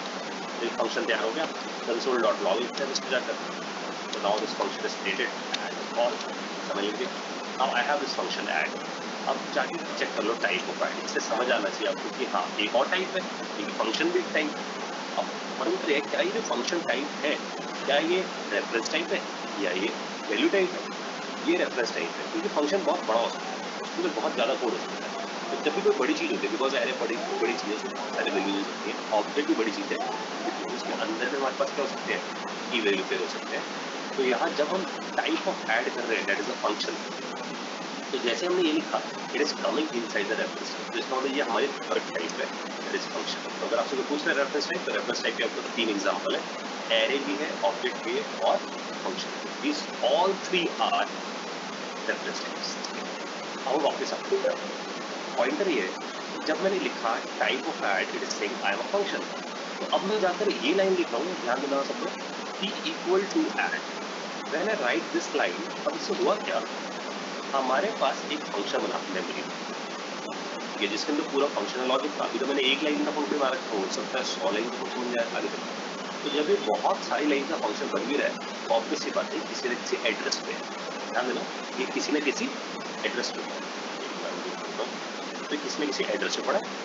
ये जो एड्रेस है, ये मैंने टी को दे दिया, तो टी के पास असल में क्या पड़ा है? 66। 66 का मतलब ये फंक्शन को पॉइंट कर रहा है। अच्छा, अगर ये फंक्शन को पॉइंट कर रहा है, अगर मैं जाकर ये लाइन लिखता हूँ, ध्यान देना, एंटर किया, मैंने पूछा टाइप ऑफ टी, तो now it is become function, क्योंकि उसे पॉइंट कर रहा है। ठीक है, टाइप ऑफ टी से आई एम अ फंक्शन, तो ये भी एक रेफरेंस टाइप है, जैसे ऑब्जेक्ट टाइप भी रेफरेंस टाइप थी, जैसे फंक्शन भी एक रेफरेंस टाइप। तो अगर मैं जाकर टी ब्रैकेट लगा दूं, तो मैं कॉल लगा रहा हूँ असल में किसको? ऐड। तो नई बात क्या समझ में आती है, जो आज तक हम कभी नहीं करते, क्योंकि हम जब सी पढ़ते हैं तो सी में हम इतना तो करते हैं यार, एंड में एंडर डाल दो, तो वैल्यू डाल देते हैं, कैरेक्टर में ए डाल दो, तो हर बार क्या डालते हैं? वैल्यू डालते हैं। लेकिन इस बार क्या किया, इस बार फंक्शन उठा के डाल दिया वेरिएबल, इंपॉर्टेंट बात है। यानी कि अब वेरिएबल अपने पास क्या रख सकता है? फंक्शन रख सकता है, ये इंपॉर्टेंट बात है। इसका मतलब फंक्शन का असल में क्या रख रहा है? Address, reference. तो अब बहुत नई तरीके की बातें शुरू होंगी, क्योंकि वेरिएबल के अंदर फंक्शन हो सकता है। सोचो जरा, वेरिएबल के अंदर फंक्शन हो सकता है, तो फंक्शन वेरिएबल को रिटर्न करता था। आज तक जितने फंक्शन बनाए किसी प्रोग्रामिंग में, वहाँ आप लोगों ने कुछ ऐसा लिखा है। देखो एक हिंट देता हूँ कि अगर आप किसी प्रोग्रामिंग बैठे हो, सी में या सी में, किसी भी ऐसी प्रोग्रामिंग को यूज करते हो, आप लोग हमेशा ऐसे फंक्शन बनाते हैं कि भाई जाकर मैंने लिख दिया integer add integer x integer y, C वाले या सी प्लस प्लस किसी भी स्टाइल को ले लो, और फिर आप लिख देते रिटर्न एक्स प्लस वाई। इसमें सी वाली बात क्या थी, ये जो इंट थे इसके अंदर वैल्यू होती थी, क्योंकि जब हम कॉल लगाते थे तो ऐसे कॉल लगाते ऐड 10,20, तो ये 10,20 था, ये पहुंच जाता था ऐसे, ठीक है ना। अभी 10,20 यहाँ पहुंच जाता था, हम इसे कॉल लगा देते, इन्वोक करके हमारे पास कोई रिजल्ट आ जाता, जो रिजल्ट आता था उसे हम लेट्स से इंटीजर एक्स बढ़ा देते थे, हम यहाँ बोल देते थे integer x equal to add 10,20, तो रिजल्ट आ गया, यहाँ पर रिटर्न हो गया। इसको मतलब गया भी क्या, वैल्यू गई, तो ध्यान देना गई क्या वैल्यू, बदले में आई भी क्या वैल्यू। इसका मतलब हमारे वेरिएबल की कैपेबिलिटी थी सिर्फ क्या रखना, वैल्यू रखो, लेकिन अभी कैपेबिलिटी होगी चेंज। उस चेंज में देखो बहुत बड़ा ड्रास्टिक चेंज। ये कह रहा है मेरा जो वेरिएबल है वो क्या रह सकता है, फंक्शन रह सकता है। मेरा जो वेरिएबल है वो क्या रह सकता है, फंक्शन रह सकता है। तो मेरा वेरिएबल तो रिटर्न भी हो सकता है, ये बात हमें समझिए। मेरा वेरिएबल क्या हो सकता है, रिटर्न हो सकता है, मेरा वेरिएबल पास हो सकता है। तो इसका मतलब इनडायरेक्टली बातें समझ आनी चाहिए। फंक्शन के अंदर फंक्शन भी पास हो सकता है आपसे, फंक्शन फंक्शन को भी रिटर्न कर सकता है आपसे। ये पॉसिबिलिटी शुरू हो गई आप लोगों के पास। तो आपको नई बातें समझ आई कि फंक्शन अपना एड्रेस कर सकता है। तो नाउ ये वर्ड यूज करो, now variable can hold the reference of a function. Function का क्या रख पा रहा है, रेफरेंस। एंड मैं यहाँ एक वर्ड यूज कर रहा हूँ, and in a function you can return a function. क्या मैं बोल रहा हूँ, you can return a variable. ध्यान देना, हर फंक्शन के अंदर वेरिएबल रिटर्न कर सकते हैं। You can pass a variable. ठीक है, अब इस बात को ना जोड़ना, ये बात नई नहीं है। फंक्शन वेरिएबल रिटर्न कर सकता है, पहले भी करता था, अब भी करता है। लेकिन नई बात यह है कि वेरिएबल के अंदर कौन है, फंक्शन। तो इनडायरेक्टली क्या बात समझ आती है, फंक्शन कैन रिटर्न फंक्शन। ये हो सकता है फंक्शन को रिटर्न कर सकता है। क्यों कर सकता है, क्योंकि फंक्शन के अंदर वेरिएबल है और वेरिएबल क्या रखता है अपने पास, फंक्शन होता है। तो इनडायरेक्टली फंक्शन क्या कर सकता है, रिटर्न कर सकता है फंक्शन को। फंक्शन पास कर सकता है फंक्शन को एज एन आर्गुमेंट। ये पॉसिबल हो गया, समझ लो। And this thing makes your programming function. तो ये डिफरेंशिएट करता है सी से हमें। तो इसका मतलब अब हमारी प्रोग्रामिंग है वो कैसी हो गई है, फंक्शन प्रोग्रामिंग। अगर आपसे पूछता है फंक्शन प्रोग्रामिंग क्या है, तो आपने ये वर्ड यूज करना है, ये पॉसिबिलिटी अब हमारे पास है। ये फंक्शन को रिटर्न कर सकता है, फंक्शन को पास कर सकता है। तो इनडायरेक्टली आपको दिख रहा होगा कि फंक्शन नेस्ट फंक्शन के अंदर क्या हो सकता है, फंक्शन भी हो सकता है। ये सी में नहीं हो सकता, सी में नहीं हो सकता था, यहाँ हो सकता है। गाइस कोई डाउट है पूछना इस मूवमेंट में, ठीक है। मेरे कोई डाउट रेज नहीं हुआ है, मतलब मैं बहुत बढ़िया पढ़ाता हूँ, एक ही बारी समझ आया था। या ये कुछ ऐसा है आप लोगों के लिए कि बहुत ही मेडिकल है, कुछ पहले नहीं पढ़ रहा हूँ, कोई बच्चे होते डाउट ना ले, ठीक है। या तो आपको एब्सोल्यूट क्लियर है या कुछ भी क्लियर नहीं, ठीक है। और ट्रेनिंग में डाउट्स पूछने बहुत जरूरी है, क्योंकि इंटरव्यू में डाउट से पूछ सकते हो, वहाँ नहीं पूछ सकते फंक्शन प्रोग्रामिंग क्या है, शुरू कर दिए जाओगे, है ना। ट्रेनिंग में पूछो जितना मर्जी, समझ आ जाएगी, क्लैरिटी होगी। पॉइंटर ही आया हमारे पास कि फंक्शनल प्रोग्रामिंग जो हमारे पास है, it contain these kind of things, right. So it is not object-oriented programming, it is not a procedural programming, it is entirely different thing than function programming। और function programming की popularity इतनी high है market में कि अगर आप जाकर ये सर्च करना शुरू करते हो, देखो मैं यहाँ जाता हूँ, यहाँ जाकर सिर्फ ये सर्च करना शुरू करता हूँ फंक्शनल प्रोग्रामिंग, तो आप देखते हो function programming Python, function programming JavaScript, function programming Java, ये सारी लैंग्वेजेस में फंक्शन प्रोग्रामिंग यूज करती है। लेकिन इसे इन्वेंट किसने किया, फंक्शन प्रोग्रामिंग ने। इसे सबसे ज्यादा पॉपुलर, इन्वेंट ना बोलूं, पॉपुलर यूज किया वो जावास्क्रिप्ट, उसका पाइथन भी लेकर आ गया। तो मेरे पास भी फंक्शन प्रोग्रामिंग जावा के पास भी है, फंक्शन प्रोग्रामिंग सी शार्प के पास भी फंक्शन प्रोग्रामिंग, सब लोगों ने आज की डेट में फंक्शन प्रोग्रामिंग एडॉप्ट, ये बहुत ही इंपॉर्टेंट, ठीक है। इसका मतलब हमारे लिए क्या हो गया, हमारे लिए एक वर्ड जुड़ गया कि भाई क्लाइंट साइड स्क्रिप्टिंग तो है, लूजी टाइप भी है, डे टाइप नहीं है, साथ में ये बात भी समझ आ गई डायनेमिक टाइप है, ठीक है। तो आपको बात ये समझ आ गई, function are number 1 citizen in Java. इसका मतलब सारी चीज किससे होती है, फंक्शन से होती है, हर चीज फंक्शन से परफॉर्म कर देता है। यानी कि फंक्शन से ऑब्जेक्ट बनाए थे, फंक्शन से एरे बन रहा था, फंक्शन से ऑब्जेक्ट बन रहा था, फंक्शन के अंदर फंक्शन आर्गुमेंट जा सकता है, फंक्शन को रिटर्न कर सकता है, मतलब हर चीज कौन कर सकता है, फंक्शन। इसलिए मैंने बोल दिया नंबर 1। तो आप समझना, आज से किसी बंदे से आपको जावास्क्रिप्ट पे बात करने में ये 4 बातें उसको पूछने के लिए जरूरी है। ज्यादातर लोग सिर्फ पता है क्या बोलते हैं, फंक्शन जावास्क्रिप्ट क्या है, ब्राउजर बोलते हैं, अक्सर लूजी टाइप कभी बोलते हैं, डायनेमिक टाइप नहीं बोलते, फंक्शन आर नंबर 1 सिटीजन बोलते हैं, ठीक है। तो ये बातें जब आप इंटरव्यू बोलोगे तो इंटरव्यू से कॉन्फिडेंस आ जाएगा आपको, तो हाँ इसे जावास्क्रिप्ट के बारे में पता है, ठीक है। अभी और भी बातें जोड़ने वाले हैं। तो अभी सबसे पहला पॉइंट, बिकॉज हमें समझ आ गया फंक्शन ही सब कुछ कर सकता है, आज का इंपॉर्टेंट पॉइंट ये है कि आज हम ये बात सीखे हाउ मेनी वेज, ये बहुत सारी चीजें खुलेगा हमारे। तो जावास्क्रिप्ट कितने तरीके हैं फंक्शन, ठीक है जी। तो हम ये बात समझने वाले how many ways to create a function. कितने तरीके हमारे पास फंक्शन होते हैं। सर अभी सर वो जब आप बोलते हैं ना कि बात को चलवा लेना उसके बाद आवाज को 15 मिनट डिस्कनेक्ट इसमें जो कह रहे थे ना कि अगर आप से बात करनी है तो उसके बाद वाला जो था इसको थोड़ा लॉन्गली हो। मैं कह रहा हूँ अभी आप बोल रहे थे ना कि अगर किसी से भी जावास्क्रिप्ट पर बात करनी हो तो उससे ये निकलवा लेना उसके बाद सारी बात करेगी। बस वैसे भी आए बोलता दोस्त, अगर आप किसी से भी जावास्क्रिप्ट में इंटरेक्शन करते हो तो ये 4 पॉइंट्स निकल लीजिए उसमें से, क्योंकि ये डिस्ट्रीब्यूट बनाते हैं। जनरल लोग सिर्फ क्लाइंट साइड स्क्रिप्टिंग की बात करते हैं जावास्क्रिप्ट, तो they are not using these kind of word कि लूजली टाइप है या डायनामिकली टाइप है या फंक्शंस का नंबर ऑफ सिटीज है। इससे पता लगता है कि सामने वाले को जावास्क्रिप्ट पता है ढंग से नहीं। तो मैं आपको इनडायरेक्टली बता रहा हूँ कि आप लोगों के डेवलपर टू डेवलपर जब बात होती है इंटरव्यू के टाइम पे, तो you can use these words कि what is JavaScript, so you can use these 4 words and then you can explain these words. कोई आपसे पूछा लूजली टाइप, आप बताओ देखो डेटा टाइप नहीं है, इम्प्लिसिटली एक्सप्लिसिट टाइप में कोई डिफाइन नहीं करना पड़ता, सब इम्प्लिसिटली होता है। डायनामिक टाइप इसलिए जो मर्जी उठा के डाल दो, कभी एरे डाल दो कभी ऑब्जेक्ट डाल दो, सेम ही है डायनामिक है। और फंक्शंस नंबर वन सिटीज है क्योंकि हर चीज फंक्शन से रहती है। वेरिएबल के अंदर फंक्शन आ सकता है, फंक्शन फंक्शन को रिटर्न कर सकता है, नेस्टेड फंक्शंस हो सकते हैं, फंक्शन के अंदर फंक्शन पास हो सकता है। तो जब आप इन चीजों को बताना शुरू करते हो तो आपको बहुत सारी एक्सप्लेनेशन देनी पड़ जाएगी अल्टीमेटली, इसलिए बोल रहा हूँ ये इंपॉर्टेंट बात है। अब जो हम बात शुरू करें, हाँ जी सर एक्चुअली ना स्क्रीन बहुत लैग हो रही है, तो सर वीडियो रिकॉर्डिंग इसकी प्रोवाइड सर कर देना है लेक्चर के बाद। देखो वीडियो तो रिकॉर्ड हो रही है, प्रोवाइड इन द सेंस ये हमेशा ऐसे मिलती है कि आप एकदम से रिक्वेस्ट कर सकते हो और वो क्लिक कर देंगे फिर से वीडियो, ठीक है। नहीं ना बहुत लैग कर रही है क्योंकि नेटवर्क का कोई इशू है, तो सर मतलब बहुत ज़्यादा चीज़ें ना मिस हो गई, तो मतलब लेक्चर के बाद अगर प्रोवाइड कर सकते हैं sir. How provide in the sense है कि मैं यही बोल रहा हूँ कि it is provide as a backup.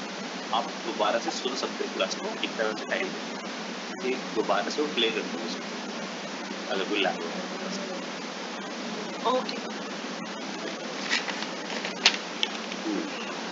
और सर लैग हो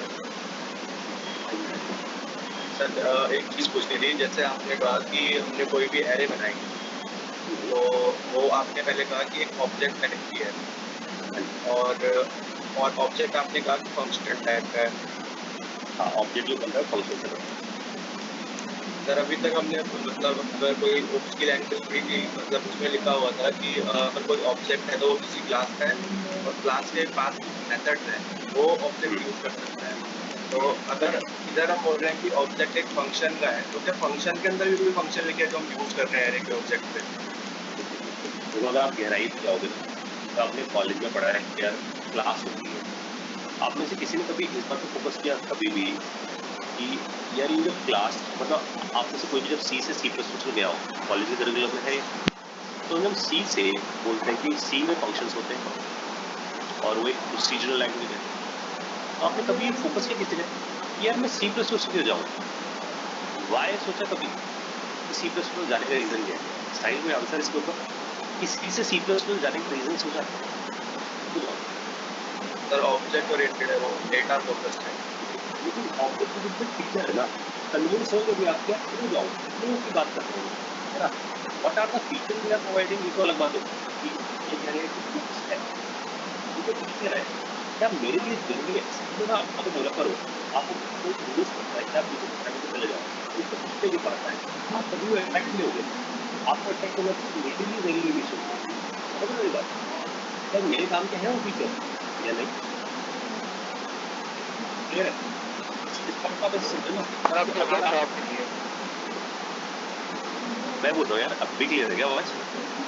आप ठीक है, तो मेरा पॉइंट ये है कि पीछे से वो माइक ऑन होगा ना तो साइड इसलिए आपको तो पॉइंट ये है guys कि मैं बोल रहा हूँ कि oops, तो फीचर्स है, आपको फीचर्स चाहिए या नहीं चाहिए ये बहुत इंपॉर्टेंट है। क्या मुझे क्लास की जरूरत है? अब मेरा सवाल आप सबसे यही है, क्लास की जरूरत क्यों? इस बात को अगर आप समझोगे तो आप कन्विंस हो जाओगे कि इन्होंने कैसे काम किया। क्लास की जरूरत है जब आपने फंक्शन बनाया था अभी ये वाला function add, this is the function we have created और यहाँ जाके बस हमने लिखा console.log I am add। जब मैंने ये बात लिखी तो हुआ क्या, ये जो फंक्शन बना इसे बोलते हैं ये फंक्शन ग्लोबल इसमें बना है, समझ लो। ये फंक्शन ग्लोबल स्पेस में बना है, क्यों? क्योंकि जब भी मैं इसे कॉल करना चाहूँ ऐसे कॉल करना, ऐड ये लिखा और फंक्शन हो जाएगा कॉल। ये इस फंक्शन का बैड साइड है, समझ जाओ। तो जैसे साइन का क्वेश्चन आया था कि हाँ तो हम ऑब्जेक्ट डेवलपमेंट कर सकते हैं, क्लासेस बना सकते हैं, मैं इस बात पे लेकर आ रहा हूँ क्लास सीखी क्यों आप। अब सोचो आप सारे लोग 31 लोग हैं यहाँ पर, हम सारे 31 लोग एक साथ कोड करना शुरू करें। तो सपोज मैंने बोला कि अमित ऐड नाम का फंक्शन बना रहा है, क्योंकि अमित कैलकुलेटर पे काम करना चाहता है, उस सिस्टम में कैलकुलेटर बना रहा है, तो ऐड नाम का फंक्शन होना चाहिए। अब समझ आया कि साहिल ने भी ऐड नाम का फंक्शन बनाना है, लेकिन वो कह रहा है मैं कस्टमर को ऐड करने के लिए फंक्शन बना रहा हूँ। तो अमित और साहिल ने दोनों ने ऐड नाम का फंक्शन बना दिया, बट प्रॉब्लम ये भी वो ग्लोबल बन गया। तो जब हम दोनों लोगों ने अपने कोड को एक साथ जोड़ा चलाने के लिए कि भाई मेरे पास भी ऐड है, इसके पास भी ऐड है, प्रॉब्लम ये थी दोनों के फंक्शन ग्लोबल थे। ध्यान सुनना, दोनों के फंक्शन क्या थे? ग्लोबल थे। और जैसे ही दोनों के फंक्शन ग्लोबल थे वो एक दूसरे से कॉन्फ्लिक्ट कर रहे हैं। आप सबको मेरी बात समझ आ रही है? तो सी में सबसे बड़ी प्रॉब्लम क्या है? सी में फंक्शन हमेशा ग्लोबल बनते हैं, इसलिए वो बड़े प्रोजेक्ट्स के लिए नहीं है, कॉम्प्लेक्स प्रोजेक्ट में वो काम नहीं कर सकते। इसीलिए किसी ने सोचा यार अमित का भी ऐड है और साहिल के पास भी ऐड है, तो क्यों नहीं साहिल जाकर कस्टमर नाम से क्लास बनाते और कस्टमर के अंदर ऐड को डालते। तो इससे क्या होगा, ऐड का जो स्कोप है वो अब लिमिटेड हो गया है। ध्यान से सुनना मेरी बात, ऐड का जो स्कोप है वो अब लिमिटेड है। कहाँ तक रह गया उसका स्कोप? सिर्फ कस्टमर के पास। तो जो अमित है, अमित भी क्या करे, अमित भी जाकर अपनी क्लास बनाए, उसका नाम रखते हैं कैलकुलेटर, और इस कैलकुलेटर क्लास के अंदर ऐड नाम का फंक्शन डालें। तो अब इसके ऐड का भी स्कोप क्या है? लिमिटेड है। अब ये दोनों लोग अगर अपने कोड को इंटीग्रेट करेंगे तो कभी प्रॉब्लम नहीं आएगी, समझ लो, कभी प्रॉब्लम फेस नहीं होगी। ये थॉट प्रोसेस है, समझ लो आप। ये बात है जिससे जब भी आप कभी इंटरव्यू बैठो, आपसे कोई पूछे सी से क्वेश्चन पूछे हुए, आप बोलो सी के अंदर ग्लोबल फंक्शंस बनते हैं, ग्लोबल वेरिएबल बनते हैं, और global function global variable large project पे काम नहीं कर सकते, क्योंकि बहुत सारे लोग काम कर रहे होंगे सेम नाम से फंक्शन, सेम नाम से वेरिएबल बना सकते हैं, कॉन्फ्लिक्ट हो जाएगा। लेकिन सी प्लस प्लस में ऐसा इसलिए नहीं होता, क्योंकि सी प्लस प्लस में हमारे पास क्या होता है, हमारे पास क्लासेस होती है, क्लासेस के अंदर फंक्शन बनाते हैं।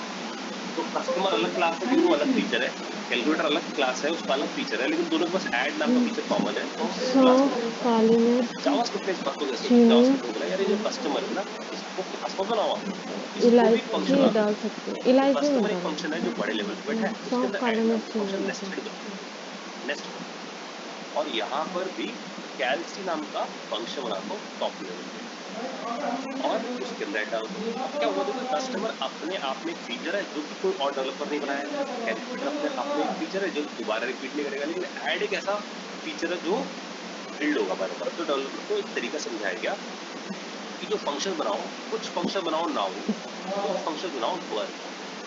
वर्ब भी रिपीट होते हैं, ऐड वर्ब यहाँ पर भी ये रिपीट होता है। तो वर्ब को हमेशा नाउन वाले फंक्शन बनाओ, नाउन कौन है? कस्टमर और कैलकुलेटर, क्योंकि फंक्शनैलिटी को डिसाइड कर रहे हैं।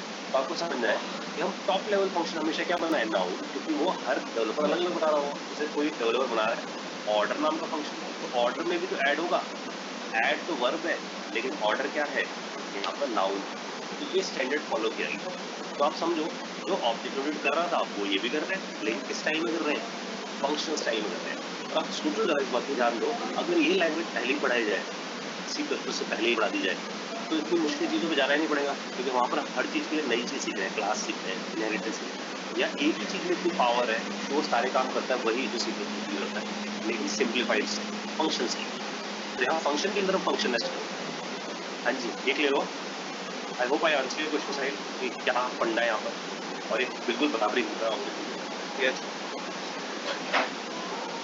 तो ये लैंग्वेज ना ऐसी है कि धीरे धीरे ना आपको पता चलेगा कि ये बहुत मजेदार है, और इसको इस पे काम करने वाली, क्योंकि मैंने जो अपना करियर स्टार्ट किया था ना, मैंने स्टार्ट किया था VB से, फिर .NET की चीज़ों पे आया, फिर जावा की चीज़ों पे आया, फिर जावास्क्रिप्ट की चीज़ों पे आया, और जावास्क्रिप्ट की चीज़ें इतनी ज़्यादा बेटर है कि जब भी मैं प्रोजेक्ट बनाना होता है मैं इस पर ज़्यादा बनाता हूँ, क्योंकि जल्दी बन जाता है, इसमें टाइम कम लगता है मेरे को, एफिशिएंटली जल्दी हो जाता है। ठीक है, तो इसका बेस्ट पार्ट यही आप नोड और रिएक्ट में देखते हैं। आगे बढ़ते हैं, वापस आते हैं अपने पॉइंट पे। आई होप इसको क्लियर हो गया। कि ग्लोबल फंक्शन से बच सकते हैं।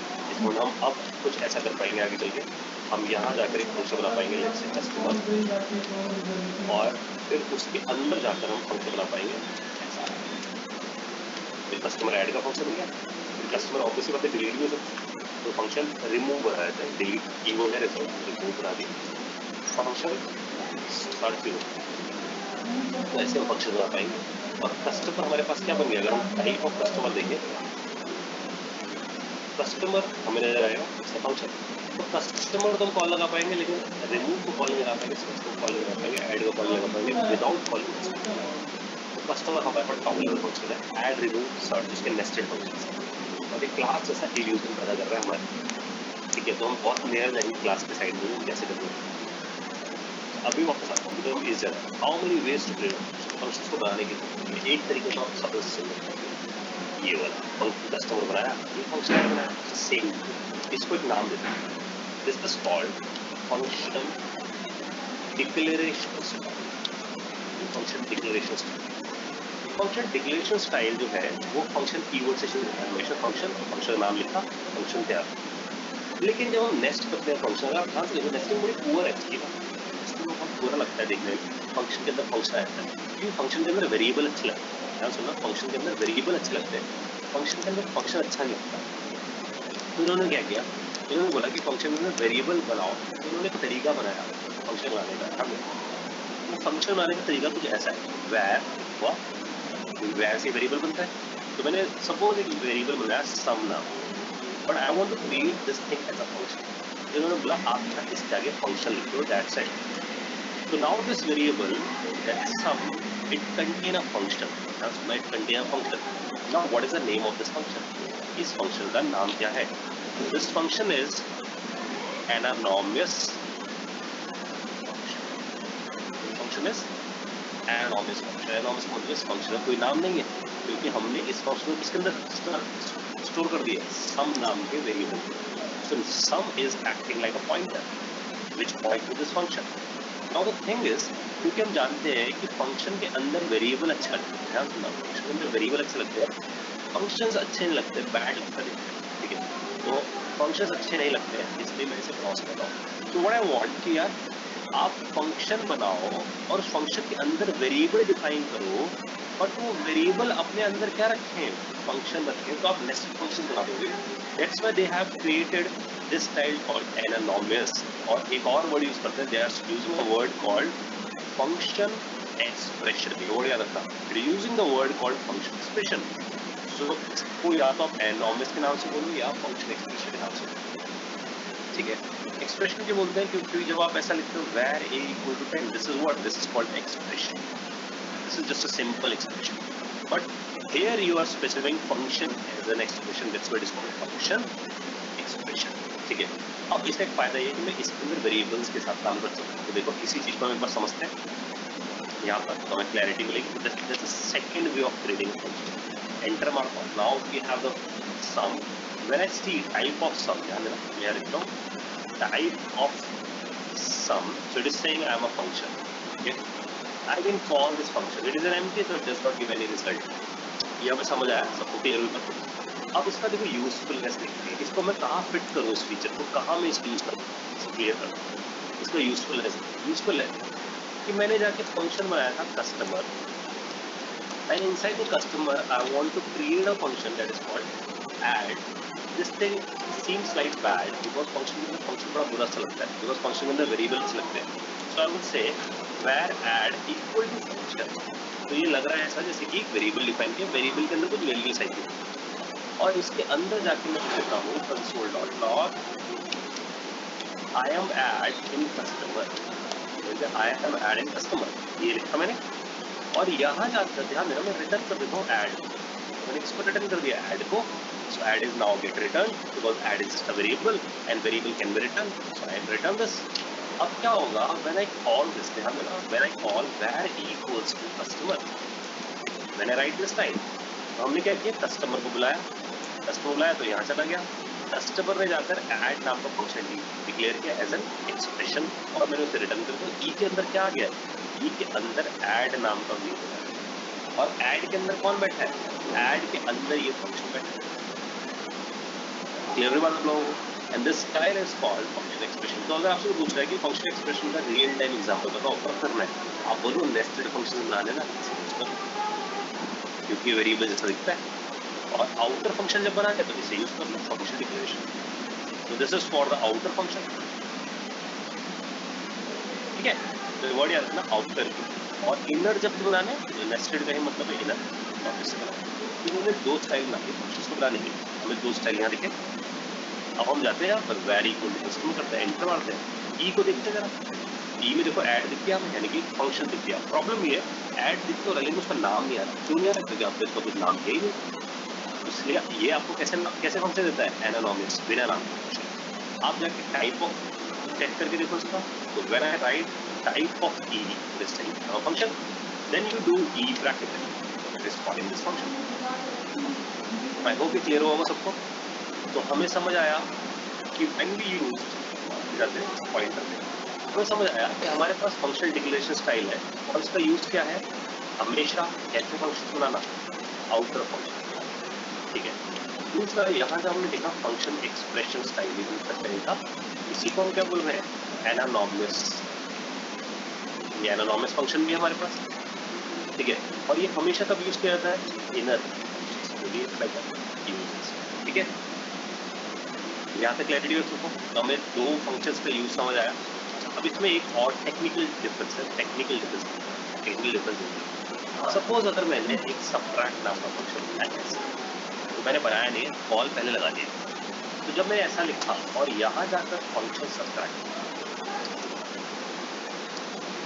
ऐसा लिखा और यहाँ लिखा console dot log I am subtract function, ये मैंने बोल लिखा आई एम सबट्रैक्ट फंक्शन और एंटर कर दिया, तो आप समझना जरा ये कॉल हो गया। यहाँ मैंने लिखा कॉल पहले लिखते थे, डिफाइन बाद में, तब भी कैसे चल गया? How is possible? ये पहले चल गया। इसने क्या किया? ये कहता है कि जब आप ये लिखते हो, मैं जाकर इसके ऊपर फंक्शन होस्टिंग का फीचर लगाता हूँ। ध्यान देना, फंक्शन होस्टिंग का फीचर। फंक्शन होस्टिंग का मतलब ये, क्योंकि इस पूरी लाइन को जब मैंने इकट्ठे चलाया तो उसने क्या किया? फंक्शन को होस्ट कर दिया। होस्ट करने का मतलब ये होता है कि फंक्शन को पहले ऊपर लेकर आया। इसको मतलब बिहाइंड द सीन ये लाइन नीचे ला दी और ये लाइन ऊपर लेकर आ गई। तो आप समझना कि पॉइंटर ये है कि जब भी आप फंक्शन डिक्लेरेशन स्टाइल यूज करते हो, इट इज ऑलवेज, ये वर्ड अपना, इट इज ऑलवेज होस्ट, ये हमेशा ऊपर चला जाता है। तो अगर आप इंट्रो क्वेश्चंस में भी देखोगे तो बहुत पूछा जाने वाला क्वेश्चन। तो when you right this word function hosting in JavaScript, तो आ गया आपके पास। तो इंट्रो बहुत पूछा जाने वाला क्वेश्चन है, फंक्शन होस्टिंग इन जावास्क्रिप्ट। और फंक्शन होस्टिंग सिर्फ तब होगी आपके पास, आपको वर्ड याद रखना है कि फंक्शन होस्टिंग हमारे पास होती है when you do function declaration, तो इसलिए वो चल जाता है।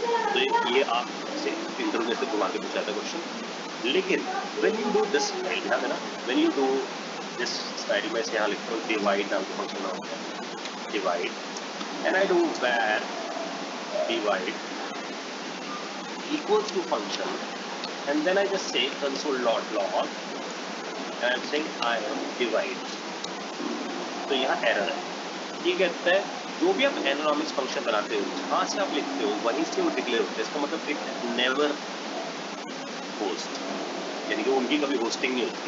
लेकिन जैसे इसकी होस्टिंग हुई थी, ये ऊपर चला गया था पहले, इसको नीचे ले आया था, ये काम ये नहीं करता। तो यहाँ एरर है, तो कहेगा मेरे को फंक्शन नहीं मिलता क्योंकि ऊपर आया ही कभी, समझ लो, इट नेवर होस्ट। ये टेक्निकल डिफरेंस है गाइस, क्योंकि ये इनर फंक्शन है, ये वही काम आते हैं जहाँ पर इसको आप डिक्लेयर करते हो, जहाँ वेरिएबल डिक्लेयर करते हो वही डिफरेंस, लेकिन फंक्शन होस्ट होते हैं हमेशा डिक्लेरेशन वाले। तो एक बार इसे चला कर देखें हम, तो जैसे हम इसे चलाते हैं देखो, so it says error, divide is not a function. आपको डिफरेंशिएशन समझ आया?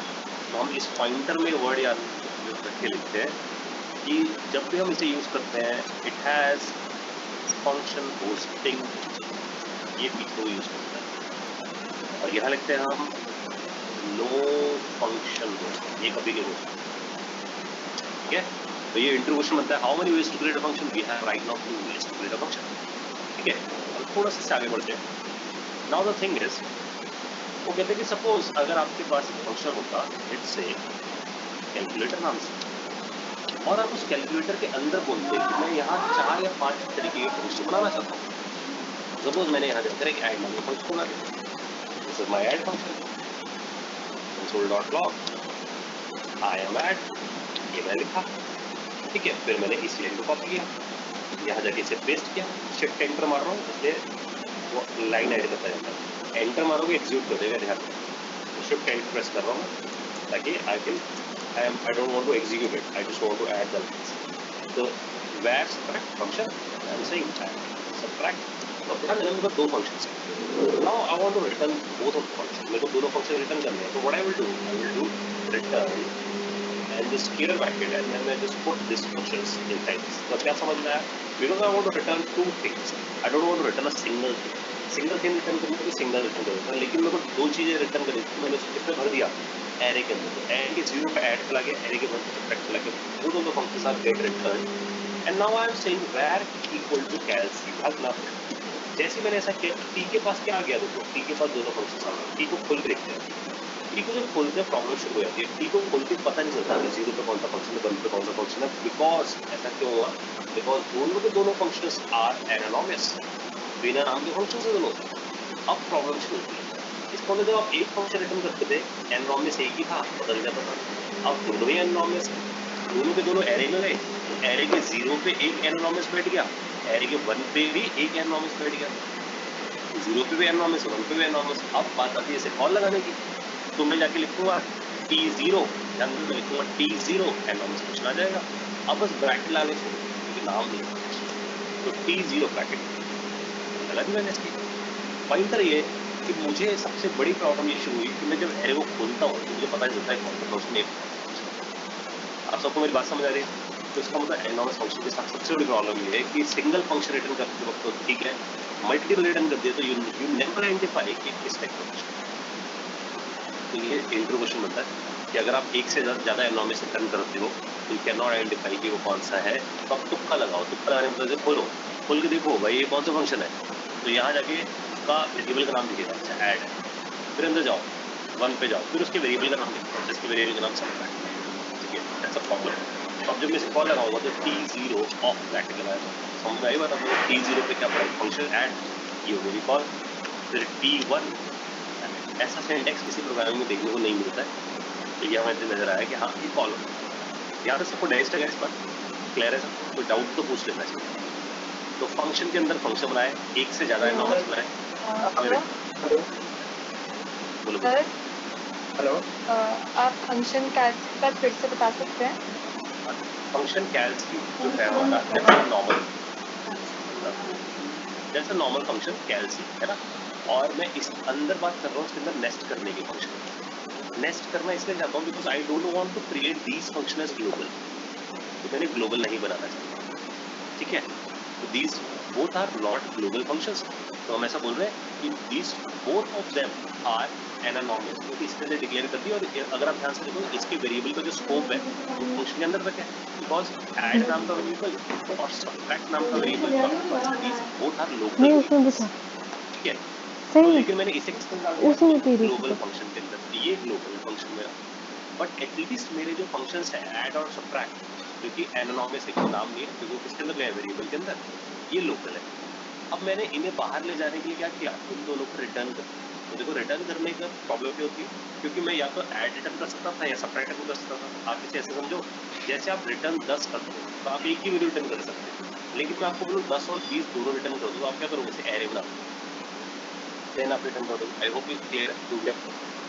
तो रिटर्न 1020 से हमारे पास रिटर्न हो गए दो चीजें। सेम प्रोसेस मैंने यहाँ यूज किया, ऐड इज अ फंक्शन, मैंने उससे जाकर एरे में डाल दिया, दैट इज द 0, सबट्रैक्ट को भी डाल दिया, that is the 1 place, and I return both of the functions.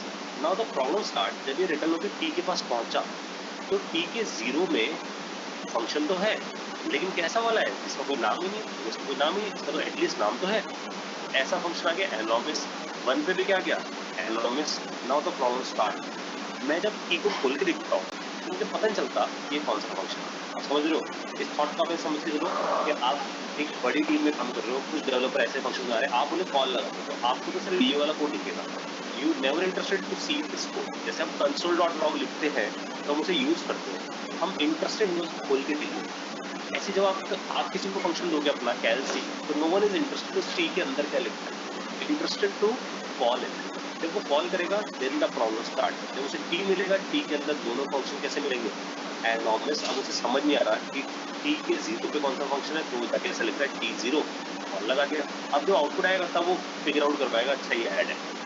T one लिखेगा, देन उसे कॉल लगाएगा तो समझ आएगा अच्छा ये नेक्स्ट वाला फंक्शन है। आई होप ये क्लियर हो गया होगा। क्लियर पॉइंट जहाँ पे कुछ भी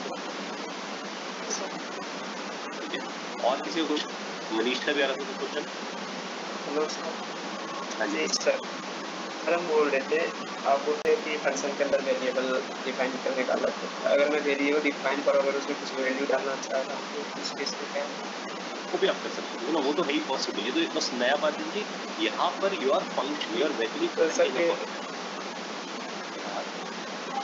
अगर सर इस तरह का फंक्शन बनता है तो इस फंक्शन को किसी वेरिएबल के अंदर अगर हम डालेंगे और उसको कॉल कैसे कर सकते हैं? अगर इस तरह का फंक्शन है और इस फंक्शन को हम किसी वेरिएबल के अंदर रखते हैं यार, ये हम उसको कॉल करना चाहते हैं कैसे? आप पूछ रहे हो, बात तो वही हो रही है। तो फंक्शन जो है ये एक वेरिएबल के अंदर, ध्यान से बताओ। आपने फंक्शन को किसके अंदर रखा है, वेरिएबल के अंदर। आपने एरे रिटर्न कर दिया आपको, क्योंकि आपको दो फंक्शन थे। अगर हम पीछे वाले एग्जांपल में देखें, जब हम यहाँ पर थे तो हमें सिर्फ एक ही फंक्शन रिटर्न करना था, तो मैंने उसे एरे में डाला, सिर्फ वेरिएबल में डाला, इससे रिटर्न कर दिया। ये वेरिएबल देखो ई में जाके स्टोर होता है। हमने ऐड जो वेरिएबल है, ऐड कंटेन फंक्शन, उसने अपना वेरिएबल ई में डाल दिया, तो ई के पास भी क्या आता है, फंक्शन आ गया। तो जब मैंने ई को देखा तो नजर आया इसके अंदर फंक्शन है, और फिर मैंने टाइप ऑफ ई चेक भी कर लिया कि ये फंक्शन है, और ई को कॉल लगा दिया। आई थिंक यही बात पूछ रहे ना कि वेरिएबल में फंक्शन कैसे स्टोर होगा। तो ये हमने पहले यही काम किया। लेकिन जब एक से ज्यादा फंक्शन है हमारे पास तो प्रॉब्लम थी ना कि मेरे पास ये भी फंक्शन है, ये भी फंक्शन है, दोनों को रिटर्न करता है। तो मैंने उसे एरे में भर के स्टोर किया। अब एरे में स्टोर किया तो टी के पास क्या आ गया, एरे, और एरे के अंदर जब हम गए तो हमें नजर आया कि इसके अंदर दो फंक्शन है। फिर मैंने जीरो वाले को बुलाया तो पहला वाला फंक्शन कॉल हो गया, ऐड वाला। फिर जब मैंने वन को बुलाया तो सबट्रैक्ट वाला कॉल हो गया। ठीक है, ये वाला। हाँ, ये बात समझ आई। ये था आई थिंक। जी जी ये बात क्लियर हो गया हमसे। अब प्रॉब्लम समझ आई आपको, प्रॉब्लम क्या है? प्रॉब्लम ये है कि हमें पता ही चल पा रहा कि जीरो पे कौन सा फंक्शन है, वन पे कौन सा फंक्शन है। That's why they have created a new way. ठीक है, that is called named function. तो मैं अभी उसे आज स्टार्ट नहीं कर रहा क्योंकि वो एक बड़ा कंसेप्ट है। तो हम एक तीसरा स्टाइल देखकर आएंगे, मैं इसे लिख के छोड़ रहा हूँ। That is named function expression. इसका मतलब नाम से समझ आ रहा है, ये फंक्शन एक्सप्रेशन था, लेकिन ये कैसा फंक्शन होगा, नेम के साथ फंक्शन एक्सप्रेशन। ठीक है, तो समझ आया। तो क्रिएट फंक्शन आप सर मैं एक क्वेश्चन भी छोड़ रहा हूँ आप लोगों के लिए कि आप नेक्स्ट पे ये सब जरूर करते हैं अगली क्लास के लिए, function expression versus named function expression. क्योंकि हमें समझ आ रहा है कि भाई हमारे पास एनॉर्मस था, उसके पास नाम नहीं था, यहाँ नेम्ड है, तो उसका सिंटैक्स कुछ ऐसा होगा। बस अभी के लिए बस इतना पॉइंटर आप याद रखो, तो सिंटैक्स कुछ ऐसा होगा कि हम यहाँ बनाएंगे तो उसी स्टाइल में बस उसे ऐसा रख देंगे, समझो, कुछ ऐसा रख देंगे। अब उसे फायदा बहुत बड़ा होगा कि जब मैं इसे कॉल लगा रहा हूँ और ध्यान देना, तो मुझे कॉल लगा के देखूंगा इसको खोल के, और एक चीज बदल जाएगा कि जीरो पे ऑन है मतलब लोग, लेकिन इसके पीछे और भी बात छुपी हुई है कि क्यों, ऐसे क्यों। हाँ जी साहिल, सर मैं इसमें कह रहा था कि इसको अगर आप एरे की बजाय किसी ऑब्जेक्ट की तरह रिटर्न करा रहे थे की वैल्यू डेट देते, लेकिन प्रॉब्लम वही है ना, ठीक है, प्रॉब्लम बहुत बड़ी है इसके। सोचना जरा, क्वेश्चन थ्रो करता हूँ आप लोगों के ऊपर, पकड़ना ताकि गूगल करा जाए। सबसे क्वेश्चन है, फंक्शन है आपके पास बिना नाम का, ध्यान दें, बिना नाम का फंक्शन, क्योंकि आप रन टाइम में करा रहे हो और भूल जाओगे इसका टाइम, क्योंकि आगे चल के ना कुछ ऐसा करा देगा। अभी आगे का फ्यूचर का सिंटैक्स देखो, आगे चल के डेवलपर बड़े लेजी होते हैं, कोड करने में जल्दी काम करना होता है, सबको लॉसेज है जब तक। What they are doing actually, they are doing क्या, एक फंक्शन बनाते हैं ऐसा, मान लो फंक्शन है, बटन पे क्लिक, और क्लिक के अंदर फंक्शन के ऐसे कोई फंक्शन आ रहे हैं, और तुम्हें समझ आया फंक्शन के अंदर फंक्शन पास करना है, तो क्या करेंगे, ऐसा करेंगे फंक्शन के अंदर फंक्शन पास करेंगे। जब ये फंक्शन चलेगा तो फंक्शन के अंदर फंक्शन पास हो जाएगा, तो क्लिक कॉल लगा ना, क्लिक के अंदर फंक्शन डालना, यहाँ फंक्शन पास हो जाएगा। तो वो क्या कर रहा है, यहाँ जाकर फंक्शन का नाम सब कुछ कर रहा होगा, की नाम से फंक्शन स्पेसिफाई कर देगा, ऐसा स्पेसिफाई उसके बाद 2 तो यहाँ पर डिफाइन, ठीक है। हाँ जी, मैं रिपीट कर रहा हूँ, फ्लैग हो रहा है। फंक्शन के अंदर उसने क्या बना दिया, फंक्शन ऐसा बनाकर छोड़ दिया जो कि बिना नाम का फंक्शन, ठीक है।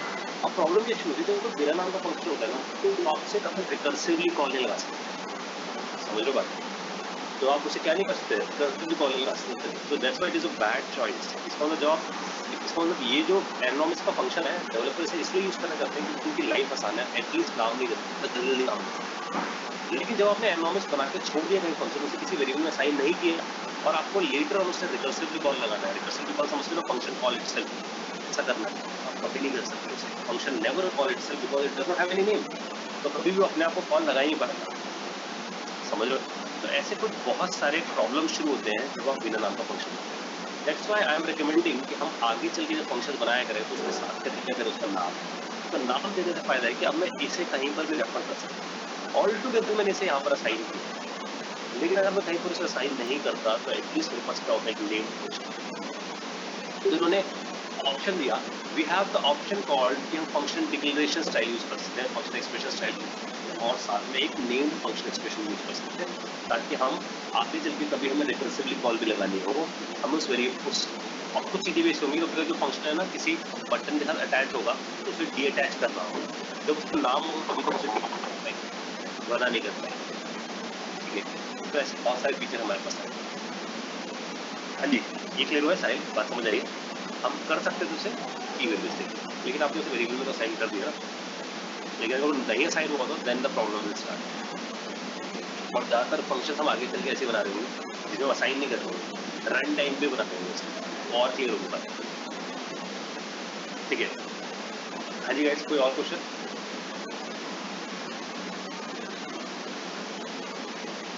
यहाँ तक क्लियर है? तो फिर हमने ना किक स्टार्ट कर लिया, how many ways to create a function. अभी इसकी डीप की नजर में बहुत, तो हमने ये समझ लिया है, 2 फंक्शन के स्टाइल समझ लिए, ठीक है।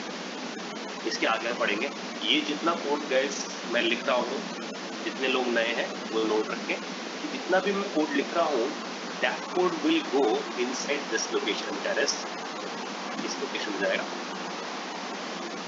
ये रिपोजिटरीज है मेरी, इस रिपोजिटरीज में you need to note down मान में नाम से रिपोजिटरी, यहाँ कोड है, ठीक है। तो आप यहाँ से कोड लिख दो, क्लियर है? यहाँ से आपको कोड मिल जाएगा, इतने लोग मिल जाए तो आपको नोट डाउन रखना है, GitHub Amit Srivastava for all and from here मान, ठीक है। यहाँ से आपको कोड मिलना शुरू हो जाएगा, तो आज का कोड भी हम यहीं डाउन अपलोड कर दूँगा, ठीक है। तो डेली बेस पे कोड यहीं मिलता है, ठीक है। So I am going to wind up this session right now. अगर कोई क्वेरीज है वाइंड अप से पहले, so you can ask your query, ask it doubt. और जो एक मैंने बोला था जिन्हें रुकने के लिए, वो लोग रुक जाए, ठीक है, just for the discussion.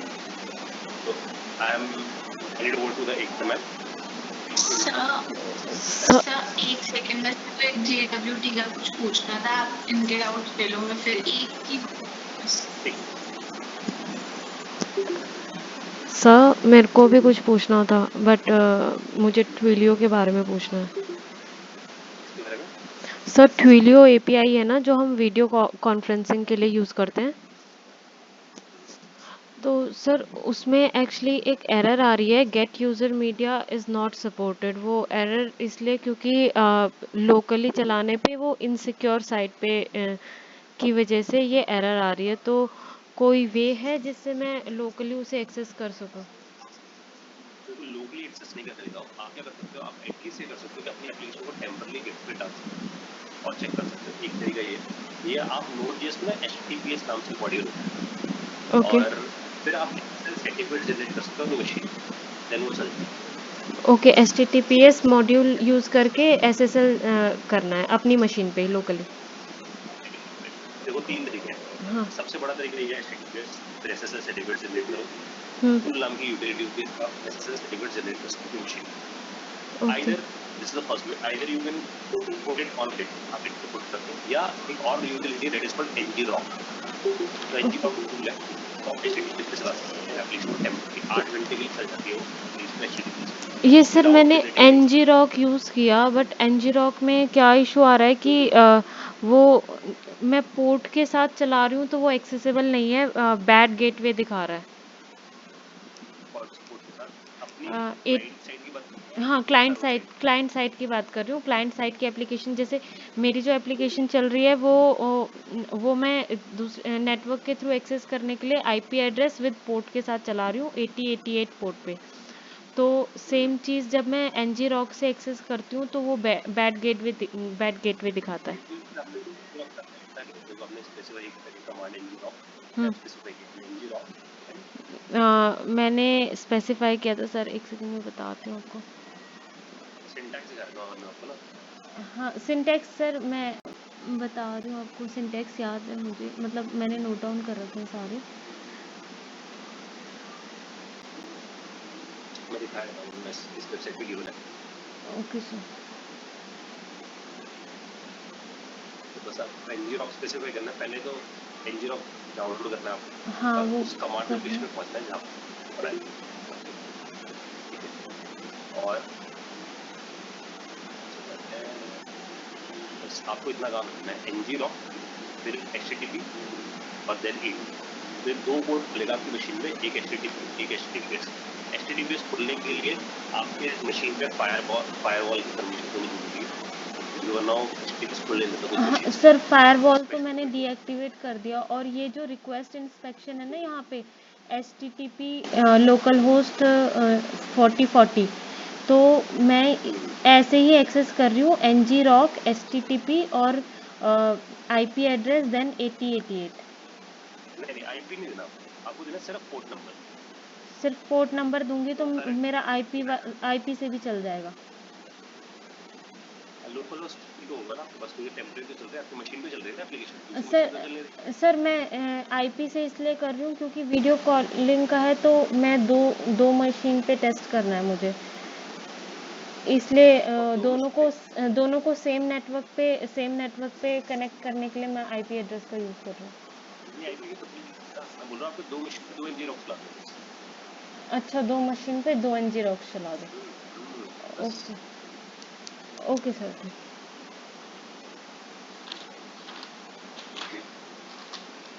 My study students, please don't leave.